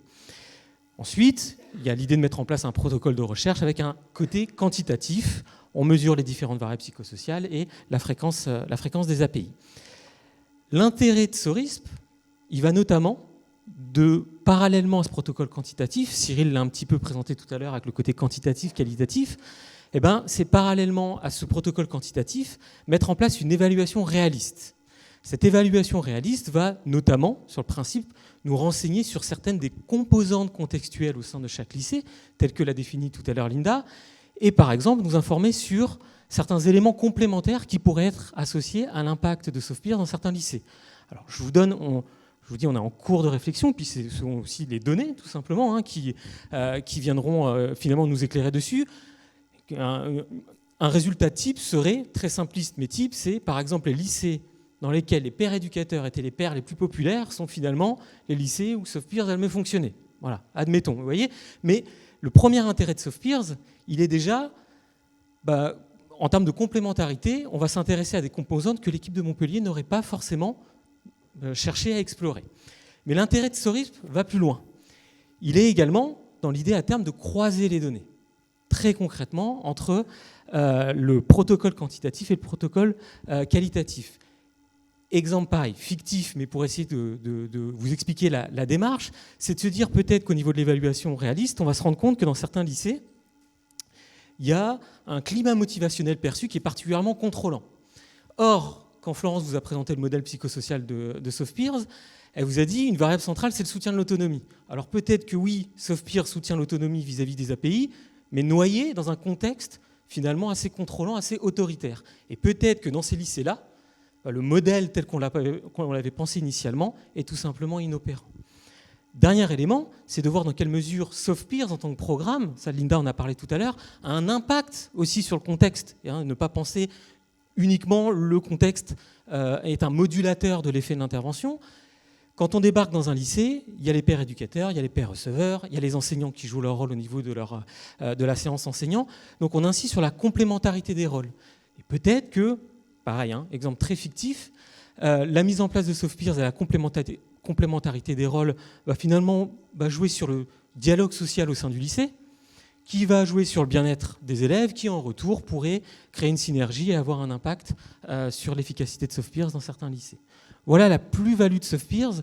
Il y a la complémentarité des approches, mais il y a aussi comment on croise très concrètement les approches et les données pour créer finalement une analyse, on en parlait tout à l'heure sur la démarche SORISP, une analyse et une démarche originale pour tenter de répondre à des questions de recherche. Voilà.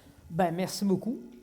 Il y a des questions qui ont été soulevées, et justement à propos de soft peers. Les résultats d'un projet tel que SoftPeer ou autres projets ont-ils vocation à être utilisés par les décideurs pour les politiques publiques de santé? Et si oui, sous quel format? Et si oui, encore là, ou sinon, les décideurs font-ils partie de SORISP pour faciliter ces échanges? Puis à quel moment vous les amenez dans la conversation? Et quel est leur impact sur la conversation? Alors, c'est vrai que... Petite question facile. Oui, petite question facile, merci. Je ne sais pas pourquoi je tombe toujours sur les questions faciles. Merci. Évidemment, soft peers, alors il y a la question de comment les décideurs finalement peuvent s'emparer de ce type de projet. Donc voilà, c'est typiquement un programme basé sur des données probantes, puisque effectivement on a un essai randomisé, contrôlé. Alors même si Linda le disait, c'est peut-être pas la meilleure méthodologie, mais c'est quand même une des méthodologies qui permet de tester l'efficacité d'un programme. Et là, effectivement, ça fonctionne. Donc ce que soft peers est du coup dans le portail des données probantes, donc listé au niveau de Santé publique France. Donc ça fait partie d'un programme de données probantes. Et effectivement, là, on est beaucoup contacté à l'heure actuelle par des différentes agences régionales de santé, mais ou d'autres, ou des établissements, ou des acteurs de la prévention qui souhaitent mettre en place ce type de programme. Et ça, c'est vraiment quelque chose qu'on travaille beaucoup avec Mathieu sur voilà, comment on va faire finalement pour transférer. Et puis ça, on aimerait aussi en faire un projet de recherche, tant qu'à faire. Puisque au-delà des questions de recherche que vous a présenté Mathieu, il y a aussi toute la notion de transférabilité, c'est-à-dire que si soft peers marche ou a bien fonctionné à Montpellier, c'est peut-être aussi que Epidor existe depuis plus de 35 ans, on a un partenariat très fort avec l'éducation nationale, donc forcément il y a des choses qui sont déjà dans le contexte, qui sont déjà très originales dans notre région. Donc est-ce que si je le mets dans une autre région, ça va être le cas? Mais donc, oui. Ta réponse à l'heure actuelle, c'est oui, ça marche, mais on ne sait pas trop comment. On ne sait pas trop comment ça marche et pourquoi ça marche, mais ça marche. Donc okay. Effectivement, on a besoin d'études supplémentaires. Et pour répondre à ta deuxième question, je laisserai après Mathieu compléter, pour répondre à ta deuxième question sur comment on fait au niveau des décideurs, comment on les implique, etc. Donc dans SORISP, on a aussi un comité des partenaires. Et dans ce comité des partenaires, on a différents représentants, alors des grandes agences, type Santé publique France, mais aussi du ministère de la Santé, des ARS, pour justement faire connaître en fait ces programmes-là, ou en tout cas les activités de SORISP, pour ensuite les diffuser de façon plus globale et trouver le levier financier, parce qu'évidemment, ça reste aussi la difficulté par rapport à l'implémentation de ces programmes. Je voulais juste dire, pour compléter très rapidement ce qu'a dit Florence, on a aujourd'hui des ARS, quand elles nous contactent, qui nous demandent les publications, très concrètement, des projets qu'on vous présente, notamment SoftPeers ou d'autres projets, et dire que dans les échanges qu'on a avec ces ARS hors région Occitanie, puisque l'équipe montpelliéraine, avait notamment Epidor en tant qu'opérateur terrain de SORISP, a pour vocation de déployer ces projets sur la région Occitanie, donc on est en contact avec des ARS d'autres régions. On les sensibilise sur le réseau SORISP, ces ARS, sur l'importance d'étudier la transférabilité, notamment de l'efficacité de nos projets, des conditions dans lesquelles ces projets doivent être déployés sur d'autres régions. Et l'écho est très favorable. C'est-à-dire il y a une compréhension de l'intérêt de rentrer dans ce genre de démarche, et c'est voilà, le discours que l'on tient aussi auprès des acteurs. Allô ? Oui, juste pour compléter, on essaye aussi, au sein de l'Institut Présage, mais je crois que Linda le fait aussi avec API, d'avoir une démarche envers les élus, Et donc on les a invités récemment, nous, à une journée qui était basée sur comment les chercheurs peuvent mieux travailler avec les élus. Et donc c'est l'idée d'acculturer aussi un petit peu les élus à qu'est-ce que c'est que la recherche, qu'est-ce que c'est que la preuve en recherche, et comment ils peuvent en tirer parti finalement pour augmenter l'efficience de leur politique publique. Voilà, donc... Ben, tiens, justement, parce que tu es là, est-ce qu'il y a une différence entre la recherche participative et la RISP? Est-ce que la RISP, c'est obligatoirement participatif? Comment ça se positionne autour de ça? Alors, peut-être que c'est une réponse très personnelle que je vais faire, mais moi, j'ai eu l'impression pendant longtemps que dans la RISP, en fait, donc le schéma classique, c'était, donc voilà, le chercheur, il va d'abord chercher un financement. Hein. Donc, en fait, quand il va chercher son financement, il a déjà, en gros, son intervention qui est faite, et il n'a pas forcément déjà impliqué le terrain, ou alors à minima pour écrire un tout petit bout du projet de recherche, parce que ben voilà, on n'a pas le temps, on ne sait pas si on va l'avoir. Donc, voilà. Et donc, on arrive, il faut mettre en route le projet. Donc, toute la partie, en fait, en amont, de design de l'intervention, elle n'est pas forcément faite avec les gens de l'intervention. Et puis on arrive sur le terrain et on dit, bon ben voilà, on a pensé pour vous, une belle intervention, vous allez voir, ça va être formidable et vous allez avoir des résultats surprenants. Bon, alors, des fois ça marche, mais finalement, souvent on se heurte à des difficultés de mise en place sur le terrain, des choses auxquelles on n'a forcément pas pensé, puisqu'on ne peut pas être très bon là-dedans, vu qu'on n'est pas sur le terrain nous. Et notamment, on n'a pas pensé à, par exemple, qui va pouvoir mettre en œuvre sur le terrain. Il y a des gens qui reviennent vers nous en disant bah non, là, on n'a pas le temps, on ne pourra pas le faire, ou ça ne nous intéresse pas, ou on a d'autres priorités. Typiquement, l'éducation nationale sont un peu les champions on a d'autres priorités, le ministre vient de mettre ça à l'agenda. Donc, il faut absolument tisser des liens beaucoup plus riches et beaucoup plus en amont. Je pense que vous le faites beaucoup aussi à Épidore avec l'éducation nationale, par exemple. On peut le faire aussi avec d'autres, avec des associations. On peut le faire avec des patients, mais je crois que voilà, ça a été vu aussi. Mais voilà, c'est un peu la différence que je voyais. Est-ce que SORISP facilite ça? Comment SORISP facilite ce travail en amont? Est-ce que vous avez des stratégies autour de ça? Oui, on a quand même des stratégies. Alors, il y a effectivement soit, comme le disait Véronique, ou Linda pourra aussi vous en parler, par projet où on va effectivement avoir des living labs, des collaborations et où on va dès le début en fait inclure des décideurs. Mais on a aussi pour projet de faire un living lab SORISP, c'est-à-dire effectivement plutôt que ça soit projet par projet, mais c'est l'étape d'après hein, en fait, qu'on ait voilà, d'emblée, même si on a un comité des partenaires, j'ai la liste exacte sous les yeux, on a un comité des partenaires que l'on informe régulièrement, mais voilà, dans quelle mesure finalement ils vont pouvoir encore plus participer et être vraiment en amont finalement des projets de recherche et c'est le projet que l'on a pour les 2 prochaines à venir, c'est notamment de créer ce Living Lab au niveau de SORISP. Et juste pour ceux qui seraient moins familiers, un Living Lab SORISP, ça aurait l'air de quoi? Alors, bonne question, Louise. Un Living Lab, c'est en fait un laboratoire vivant, donc c'est effectivement aussi bien avec des parties prenantes que des décideurs et effectivement d'avoir finalement ces différentes personnes que l'on réunirait régulièrement pour soit travailler avec eux des questions de recherche. Alors bien sûr, les chercheurs restent des chercheurs, hein, c'est évident, mais voilà, comment on peut, eux aussi, eux ils ont aussi des besoins, des choses qui sont mises aux agendas, etc. Mais comment finalement on peut travailler ensemble. Concrètement, comment ça se présenterait? Je ne sais pas encore complètement, mais au niveau de la structure, c'est effectivement d'avoir aussi bien des décideurs, donc soit au niveau local, au niveau régional, et voire au niveau national, mais si c'est un petit peu plus difficile et compliqué à mobiliser, mais c'est effectivement l'objectif. Tu voulais compléter? Oui, je pense qu'au travers de la formation qu'on va mettre en place, c'est aussi former les chercheurs à ça, c'est-à-dire voilà, aller en amont vers la population, vers les décideurs, vers les associations, etc.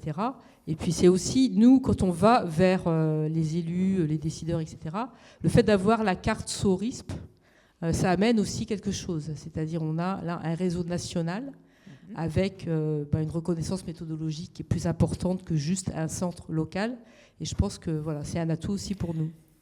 Question justement dans le cadre de cette formation, est-ce que vous avez des projets pour aller au-delà des partenaires SORISP pour essaimer, disséminer Ça nous donne des perspectives, c'est parfait.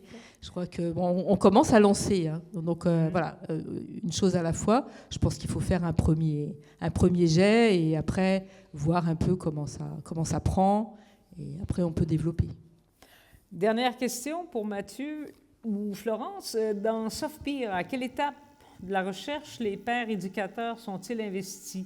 Et est-ce qu'il y a un protocole dans une optique de transférabilité du projet? Est-ce qu'il y a un protocole autour de la mobilisation des pairs éducateurs?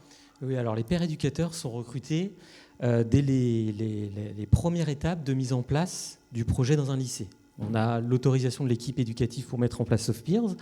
On a un intervenant en santé qui est soit un chargé de projet d'Epidor ou soit un chargé de projet d'une association partenaire qui a effectivement pour mission, en lien avec l'équipe éducative, de recruter les pairs éducateurs avec effectivement un protocole alors à la fois bien défini mais en même temps qui reste évidemment assez flexible. L'idée de base, c'est qu'effectivement ces pairs éducateurs soient le plus représentatifs possible. C'est pas juste les élèves d'une classe qui sont sélectionnés de façon arbitraire. Et donc, effectivement, ils sont sélectionnés en amont. Et Florence en a parlé tout à l'heure, il y a 6 séances dans lesquelles ils sont accompagnés par l'intervenant. Et alors, il y a à la fois préparer l'outil, mais les sensibiliser sur leur rôle. Vous voyez, on parlait de motivation autodéterminée, sur le sens qu'ils y mettent, sur l'identité, le rôle qu'ils ont au sein de l'établissement. Et éventuellement, si on suit votre raisonnement de la façon dont SORISP peut modifier des projets, quel est leur rôle et leur fonction dans un lycée au-delà d'éduquer les pairs, au-delà d'un transfert de connaissances ou de compétences, mais même comme ressource générale dans un environnement éducatif? Complètement.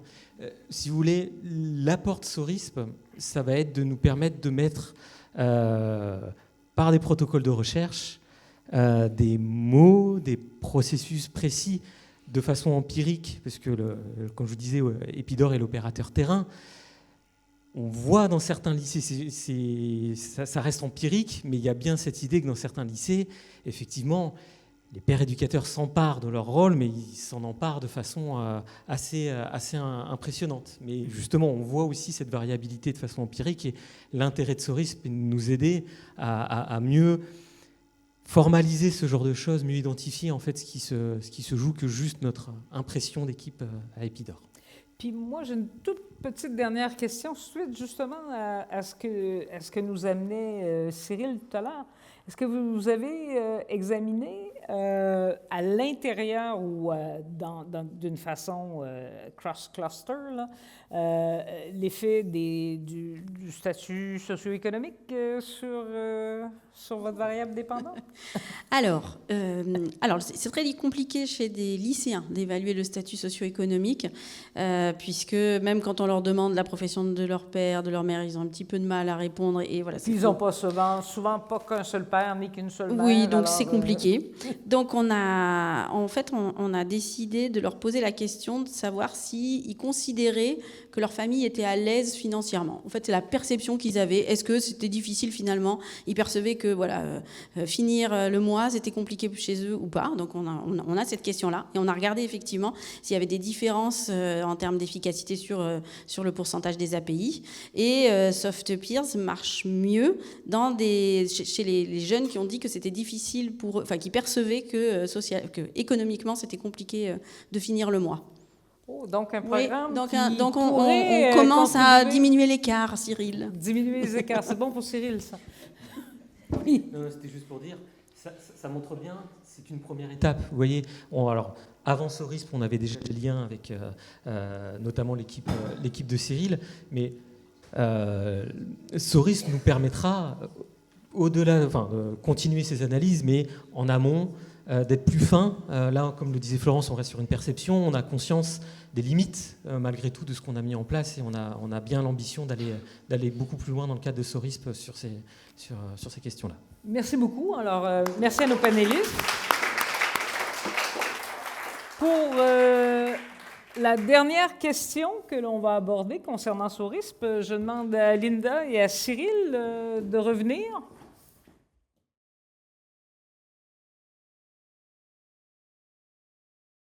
La question qu'on va aborder avec Linda et Cyril autour effectivement de SORISP, c'est finalement,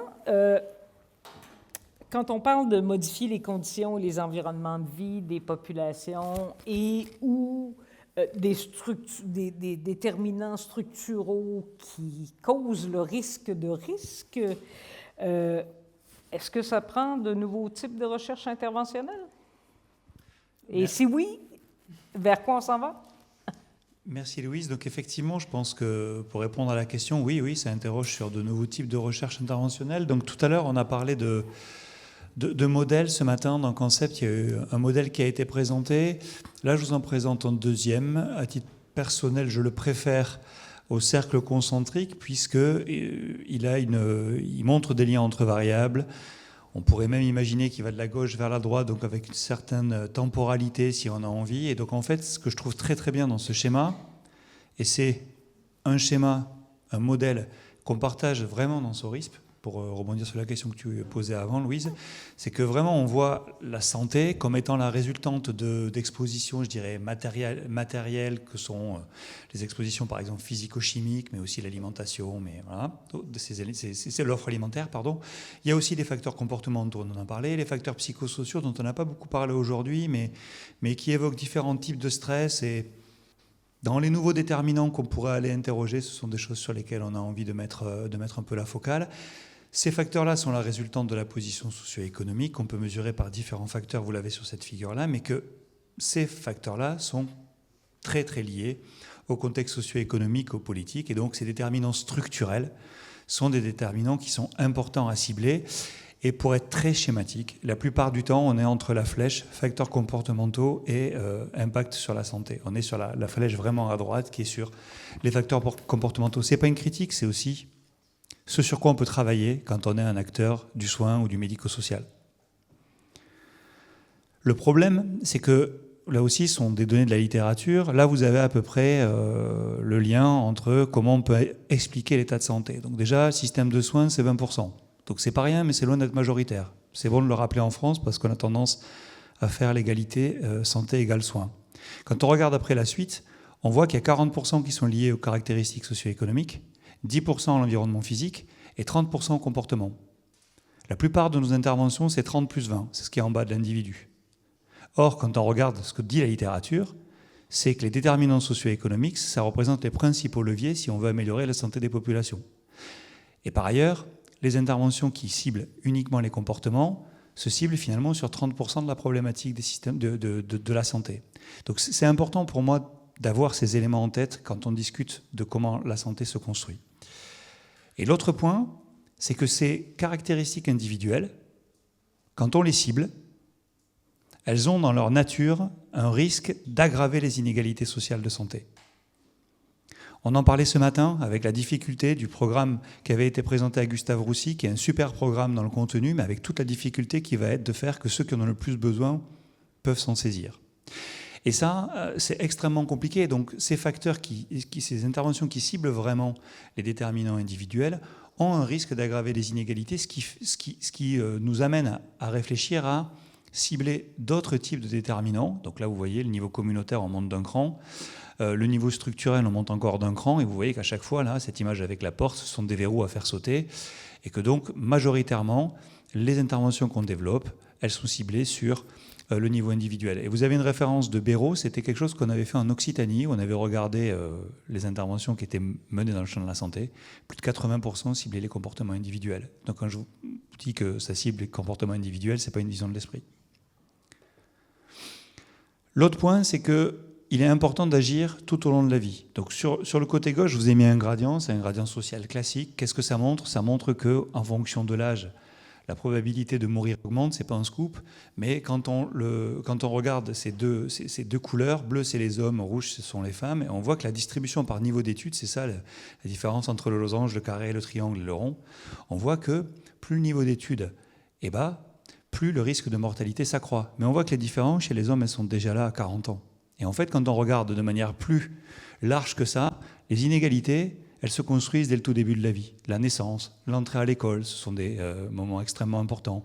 La transition du primaire au secondaire. Bref, tout ce que je vous ai listé sur la diapositive qui est en bas, qui montre qu'on a différentes phases dans la vie, à la fois biologiques, mais à la fois sociales, qui sont des fenêtres extrêmement importantes d'intervention et qui vont conditionner l'état de vie futur. Donc évidemment, quand on le dit comme ça, on est un peu loin du cancer. Sauf qu'encore une fois, le cancer, c'est la première pathologie qui explique la mortalité en France, et donc évidemment, tout ça, c'est pas indépendant du cancer. Et un dernier point, pour cibler un peu le contexte justement de la présentation, c'est qu'en plus d'intervenir en tenant compte du temps qui passe, il faut en plus tenir compte des inégalités sociales de santé. Et donc là, on parle d'universalisme proportionné. Vous connaissez probablement cette figure. Sur la droite, en fait, ces figures, elles sont souvent présentées.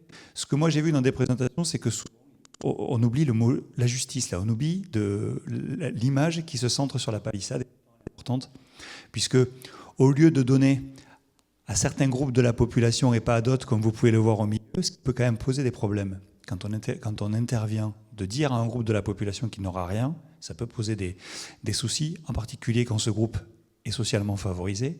En fait, on peut intervenir sur la palissade elle-même, donc sur le déterminant structurel.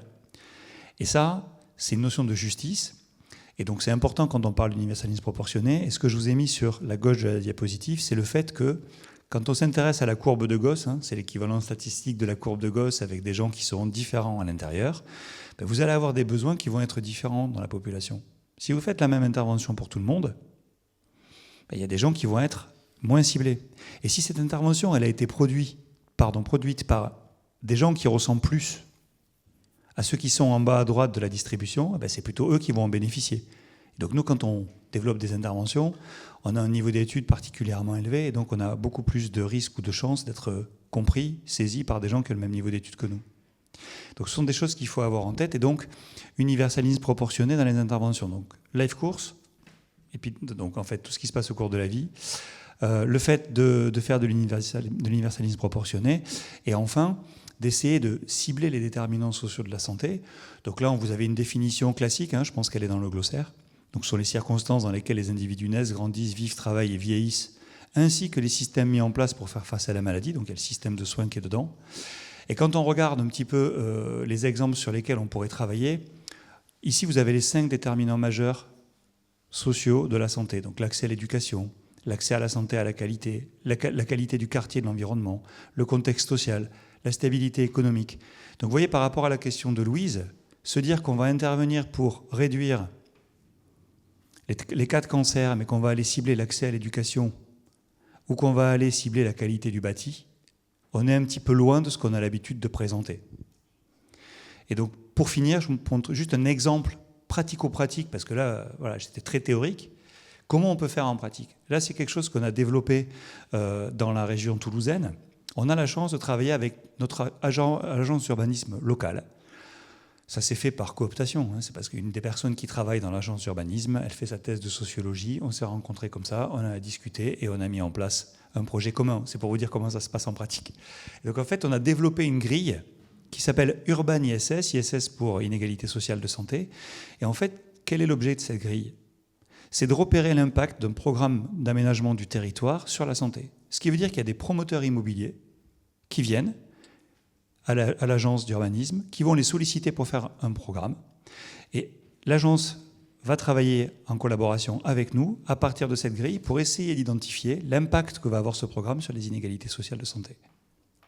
Donc typiquement, une intervention où on va proposer cette évaluation d'impact à santé d'un programme immobilier sur la santé, je ne suis pas du tout sûr que si on l'écrive, j'ai un cas, bon, Jérôme, non, mais au départ, c'est quelque chose de très très lointain. Et pourtant, ce sont des déterminants majeurs, et c'est donc effectivement des nouvelles façons, à mon avis, de développer de la recherche interventionnelle. Et donc cet outil est bien utilisé, pas autant que l'on aimerait pour être vraiment très transparent, mais depuis des années, on l'utilise, il évolue, et ça nous permet de pouvoir évaluer sur l'état de santé des populations des programmes immobiliers qui sont développés sur la région toulousaine. Merci beaucoup, Cyril. Linda. L'idée là, Cyril vous a présenté un exemple sur un déterminant social, qui est l'urbanisme, les caractéristiques du logement, du quartier. L'idée de cette présentation-là, c'est de vous illustrer ça avec une approche plus populationnelle, sur une population, c'est populationnel évidemment, Urban SS, mais sur une population spécifique que sont les enfants, comme Cyril l'a souligné tout à l'heure, plus on intervient tôt, et globalement, en fait, dans la vie, évidemment, plus on a de chances de favoriser une bonne santé pour les populations. Et donc, c'est comme ça qu'est né le programme API, qui est vraiment un programme qui est dans cette ligne-là d'agir sur les déterminants sociaux de la santé, puisque l'idée, dans API, qui veut dire analyse des politiques publiques à impact sur l'enfant, l'objectif est vraiment de documenter les mesures de santé dans et pour toutes les politiques qui sont favorables au développement, à la santé de l'enfant et au futur adulte qu'il sera. Et peut-être au futur décideur aussi qu'il sera sur un certain nombre de sujets. Et donc comment ça fonctionne API? Donc c'est un programme scientifique, il y a plusieurs études qu'on appelle les bébés API dans ce programme-là, qui est complètement soutenu et porté par SORISP. On a des discussions très récurrentes sur l'ensemble des composantes en fait, de ce programme-là. C'est d'engrammer une recherche participative autour de la place de l'enfant dans la société et dans les mesures sectorielles qui peuvent être prises pour lui. Et ça, pour répondre aussi à ta question tout à l'heure, Louise, on a conçu un Living Lab qui s'appelle le Happy Lab et qui réunit près de 65 institutions, universités, équipes de recherche, l'unité bien-être de l'OCDE, des équipes internationales, des réseaux de recherche, des réseaux d'élus, comme l'Association des maires de France, France Urbaine, des conseils départementaux, voilà. En gros, tous les acteurs publics de la recherche, du terrain ou de la décision qui sont intéressés à améliorer finalement la santé et le développement de l'enfant. On a une production d'outils, puisqu'on travaille sur des modèles, nous on fait beaucoup d'évaluations sur la théorie, donc tout l'objectif d'API, c'est de produire des cadres d'analyse en fait, des mesures de politique publique qui peuvent avoir un impact sur l'enfant pour permettre justement cette analyse mécanistique. Je renvoie vraiment à la présentation qui vous a été faite sur Soft Pierce, mais là c'est au niveau d'une politique publique. Comment, quand j'aménage un quartier de cette manière-là, ça va agir sur l'activité physique de l'enfant, ça va agir sur son développement, ça va agir sur son bien-être, ça va agir éventuellement sur sa vulnérabilité aux addictions. Donc on met en place des outils-là qui sont à la fois le fruit d'une très très grosse analyse théorique et empirique de la littérature, la mobilisation des savoirs expérientiels du Living Lab, le Happy Lab, et puis évidemment tous les bébés happy, c'est-à-dire les expérimentations et les évaluations qu'on peut mener sur le terrain. Et ça, j'en viens à ma troisième bulle, qui sont nos expérimentations, puisque ce lab est à la fois un objet de transfert, en fait, c'est comme un immense courtier de connaissances, mais c'est aussi un incubateur d'expérimentation, puisqu'on a des élus qui disent « Mais attendez, là, ce que vous nous avez dit, là, venez voir chez nous, parce qu'on est en train de mettre en place cette mesure-là, cette réforme, venez l'analyser pour voir quel impact vraiment elle a sur la santé de l'enfant. » Et donc on évalue en fait des mesures publiques, des politiques publiques, en regardant dans quelle mesure elles impactent la santé de l'enfant. Alors évidemment, là se pose, je reviens à notre propos sur la méthodologie, c'est que c'est pas si simple que ça, parce qu'on peut pas mesurer l'effet à 2-3 ans sur la santé de l'enfant, on n'est pas dans le domaine du soin, et on utilise des modèles théoriques, des modélisations pour ça, en disant sur quel déterminant on agit, sur quel mécanisme en amont on agit, où l'on sait que si on agit sur ça, ça va être favorable à réduire l'initiation au tabagisme, ça va être favorable à l'activité physique, ça va être favorable à une meilleure alimentation, ou ça va être favorable même sur d'autres déterminants structuraux de la santé, comme par exemple l'éducation, la performance scolaire, etc. Donc voilà comment en gros fonctionne le programme API, et je vais rentrer un tout petit peu plus dans le détail pour vous illustrer, et Cyril le disait tout à l'heure, c'est pas si évident que ça quand on dit je travaille sur l'urbanisme, le cancer là-dedans. Et là, je vais vous donner un exemple encore pire, parce que c'est souvent sur celui-là que j'ai des réactions, c'est l'éducation. Voilà, quand on me dit « Ah oui, l'éducation pour la santé ». Ah non, c'est pas l'éducation pour la santé. Là, dans API, on ne travaille pas sur l'éducation pour la santé, on travaille sur l'éducation. C'est-à-dire le climat scolaire, la performance scolaire, ce qui se passe dans la classe, les relations entre enfants, les relations avec les parents, les relations entre éducateurs, la place du périscolaire.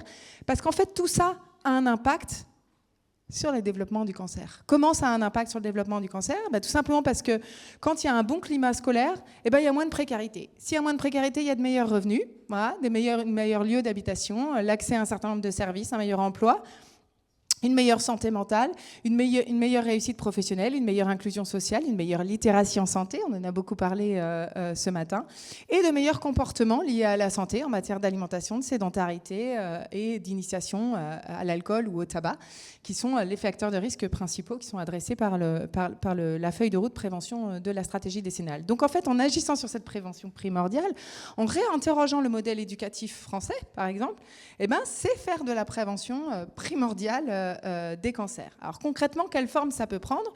Nous, on s'est dit, on va aller très... Alors, on a des programmes en milieu scolaire, mais là aussi, j'avais envie, pour être un peu provocatrice, on est même allé plus tôt que ça. Là où on ne peut pas mesurer les addictions chez les tout-petits, on est allé dans les crèches, parce que vous savez qu'en plus, c'est un sujet d'actualité en France. Il y a énormément de rapports et il y a une réforme qui est en train de se mettre en place. On s'est dit, si les 3 premières années de la vie, elles sont quand même fondamentales pour poser un certain nombre d'éléments, on va travailler sur ce sujet-là. Et c'est le projet Happy Mix, par exemple, qui vise à mesurer dans quelles conditions les réformes favorisant l'inclusion sociale des enfants en précarité favorisent leur développement et leur bien-être. Et pour ça, on étudie une mesure qui est mise en place par la ville de Bordeaux, qui a permis d'ouvrir les crèches finalement à des foyers précaires.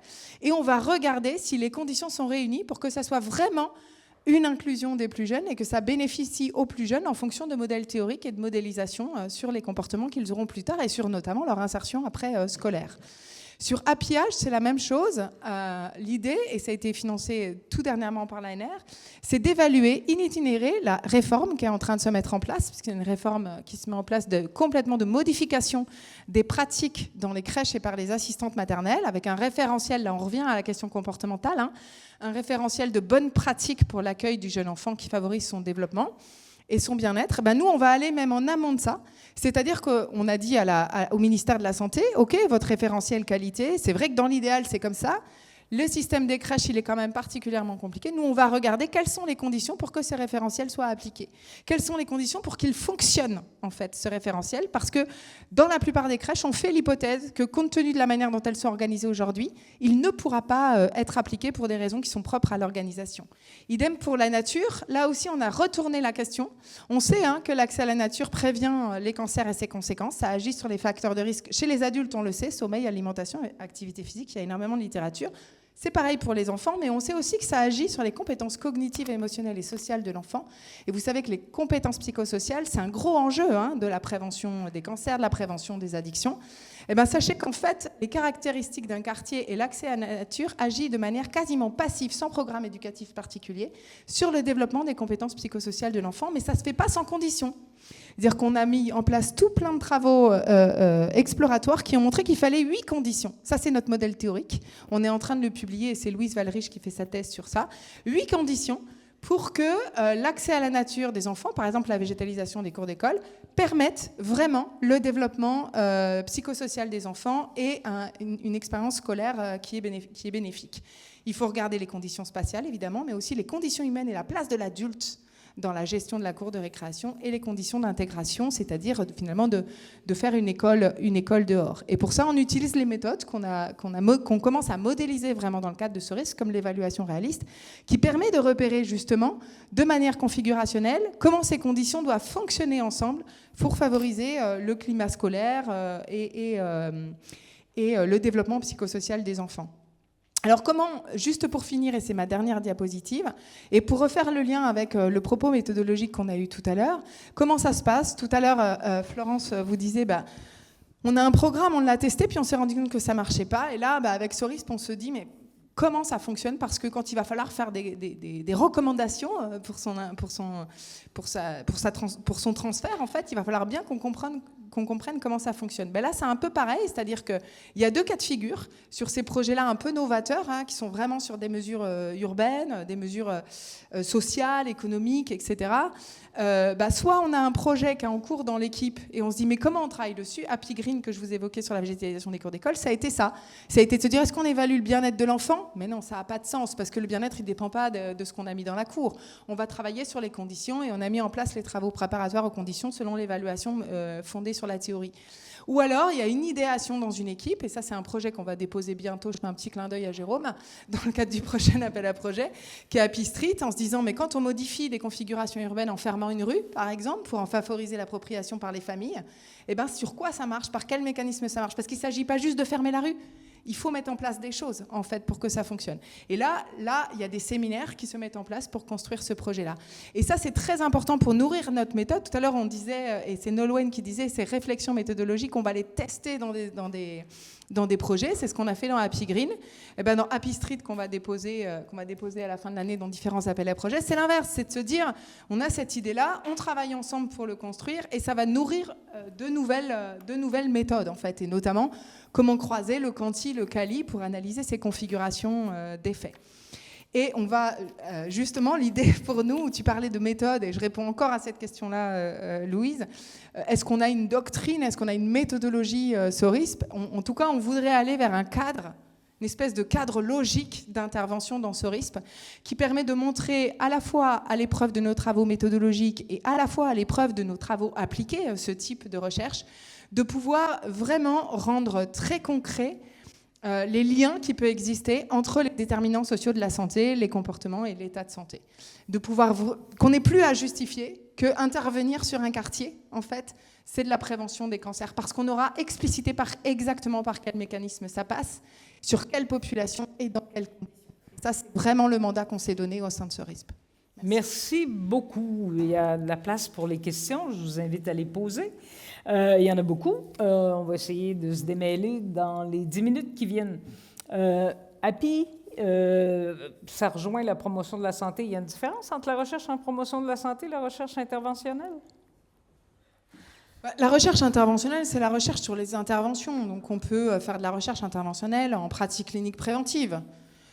Est-ce que les pratiques cliniques préventives sont de la promotion de la santé? Moi, je pense que oui. Là, Happy, on serait sur les politiques favorables à la santé, en fait. On serait sur l'axe politique favorable à la santé. Pour moi, tout participe un peu à la promotion de la santé. Donc, on est vraiment dans ce... Il y a des grands chevauchements. Voilà, oui. Okay. Avec l'idée peut-être un peu différente, c'est que, et ça commence tout juste à se construire, c'est que tu parlais tout à l'heure de comment on emmène, en fait, les élus, comment on emmène les acteurs. Dans ce domaine-là, comme ceux qui mettent l'investissement, ceux qui mettent l'argent, c'est pas le système de santé, ça va être l'élu de l'urbanisme, l'éducation, le rectorat. Ils ont envie d'avoir un retour sur investissement sur leur propre secteur aussi. Et donc on est obligé de réfléchir aussi à des indicateurs qui vont évidemment sur la santé, mais qui vont aussi sur les autres secteurs, et d'envisager les choses avec un co-bénéfice qu'on ne fait pas forcément en promotion de la santé. Merci. Cyril, dans quelle mesure la recherche participative permet-elle effectivement de pallier ou non le fait que quand on fait des interventions, on s'adresse à ce qu'un bon ami à moi appelait les PLUs, People Like Us? Exactement. Je pense que c'est un moyen extrêmement important de s'améliorer. Je m'explique, c'est-à-dire que si on construit les interventions avec le discours, avec les supports, avec le contenu, les mécanismes définis par les personnes qui sont les premières concernées, on maximise les chances de ne pas aggraver les inégalités sociales, voire de les réduire. Une fois qu'on a dit ça, j'attire juste l'attention sur qui sont ces personnes qui participent. C'est aussi une question de recherche. Nos collègues en sociologie se posent beaucoup la question de qui sont ces personnes qui viennent participer, au nom de qui ils parlent, au nom de quoi ils parlent, qui ils représentent, qui ils ne représentent pas. Et donc, c'est aussi un sujet de recherche. Et donc, moi, c'est ce qui me plaît. C'est-à-dire que je crois qu'aujourd'hui, on ne peut plus faire de la recherche autre que de la recherche participative, notamment si on s'intéresse aux inégalités sociales de santé. Mais ça pose la question de comment on va s'adresser aux populations les plus loin, et en particulier quand ce ne sont pas des patients. Parce que ça a été très bien dit par Véronique, ils sont structurés en tout cas, il y a des structurations de patients via les associations de patients où on peut aller taper à la porte. Par exemple, l'INSERM propose aujourd'hui de la recherche participative direction des patients. Mais comment on fait pour aller toucher une population dans un quartier défavorisé d'une ville donnée, par exemple? Ça reste une question importante. Comme il y a beaucoup de questions sur Happy, ça appelle ça, une des questions que j'ai comme ça sur Happy, c'est et comment les enfants sont-ils impliqués dans Happy? Alors, on est en France, je repose le cadre. Et donc, dans le Happy Lab, au départ, on voulait faire un collège d'enfants. Donc on a investigué plusieurs pistes, mobiliser un conseil municipal pour enfants, aller chercher les enfants des co-chercheurs du Happy Lab, voir au niveau de l'hôpital si on pouvait mobiliser les enfants ou chez les enseignants, etc. C'est posé deux soucis, deux problèmes qu'on n'a pas encore, je l'avoue, qu'on n'a pas du tout résolu. Le premier problème, il était plutôt technique, en fait, il était lié au cadre réglementaire. C'est-à-dire qu'en France, la loi qui encadre en fait la recherche en santé publique, c'est la loi Jardé, la recherche sur la personne humaine, et donc avec un cadre très rigide en fait d'intervention qui n'est pas toujours très applicable voilà, à ce type de recherche, parce que faire intervenir des enfants dans le Happy Lab, c'était un projet de recherche en soi, considéré comme ça. Et donc, il fallait qu'on sache exactement sur quoi on allait les questionner, comment, à quel moment, dans quelle durée. Voilà. Et ce n'était pas du tout comme ça, en fait, qu'on souhaitait fonctionner. Donc, on n'a pas été en capacité de répondre à ces questions-là. Donc, on s'est heurté à ce premier problème-là. Alors, on s'est dit, c'est pas grave, on ne peut pas le faire vite, on va prendre du temps pour essayer d'inclure ces enfants-là. Et on a commencé à faire de la littérature pour voir comment est-ce qu'on pouvait les mobiliser pour donner un peu de billes, finalement, à ce cadre réglementaire, quelle modalité de participation. Et là, on a trouvé vraiment énormément de littérature, on travaille notamment avec les collègues belges sur ce sujet, sur les impacts potentiellement négatifs de l'association des enfants à des programmes de recherche. Et qu'on n'associe pas des enfants comme ça à des programmes de recherche, parce que les questions qu'on va poser, on adresse des sujets, par exemple, autour de la parentalité, autour des adversités, des enfants qui sont placés sous mesure de protection. Voilà, on a quand même des sujets parfois qui sont un peu sensibles. Et donc, on est parti du principe qu'intervenir auprès des enfants, et c'est peut-être en ça que le cadre réglementaire est intéressant, parce qu'il aurait dû nous alerter, c'est pas anodin. Et que la manière dont on va mobiliser ces enfants, elle peut avoir un impact. Et donc, il y a des méthodes particulières pour ça. Et là, on a pris acte de ça. On aimerait déposer un projet, ça demande du temps aussi, donc du financement, pour pouvoir vraiment les accueillir et les mobiliser de la meilleure manière possible. Mais à ce jour, on n'a pas réussi encore à le faire. J'invite les gens dont les questions n'auront pas trouvé réponse à vous contacter. Puis moi, je vais vous laisser sur une dernière question pour les deux. C'est quoi les perspectives d'avenir de Saurisp? Et puis, c'est quoi vos projets là, pour les 2 ou 3 prochaines années? J'espère qu'ils sont convergents. Brièvement, il reste 2 minutes. Oui. Les perspectives d'avenir, j'évoquais ce cadre logique-là. Pour nous, c'est une production méthodologique qui va être centrale. Voilà, c'est vraiment, on voudrait pouvoir avoir une sorte de livre blanc, je ne sais pas quel autre terme utiliser, pour montrer tout le continuum entre le structurel jusqu'à l'individuel. Comment est-ce qu'on peut agir en prévention primaire des cancers, et de pouvoir l'illustrer à chaque fois, et de pouvoir aussi documenter la manière dont on évalue en fait l'apparition de ces mécanismes. Donc ça, c'est un livrable méthodologique.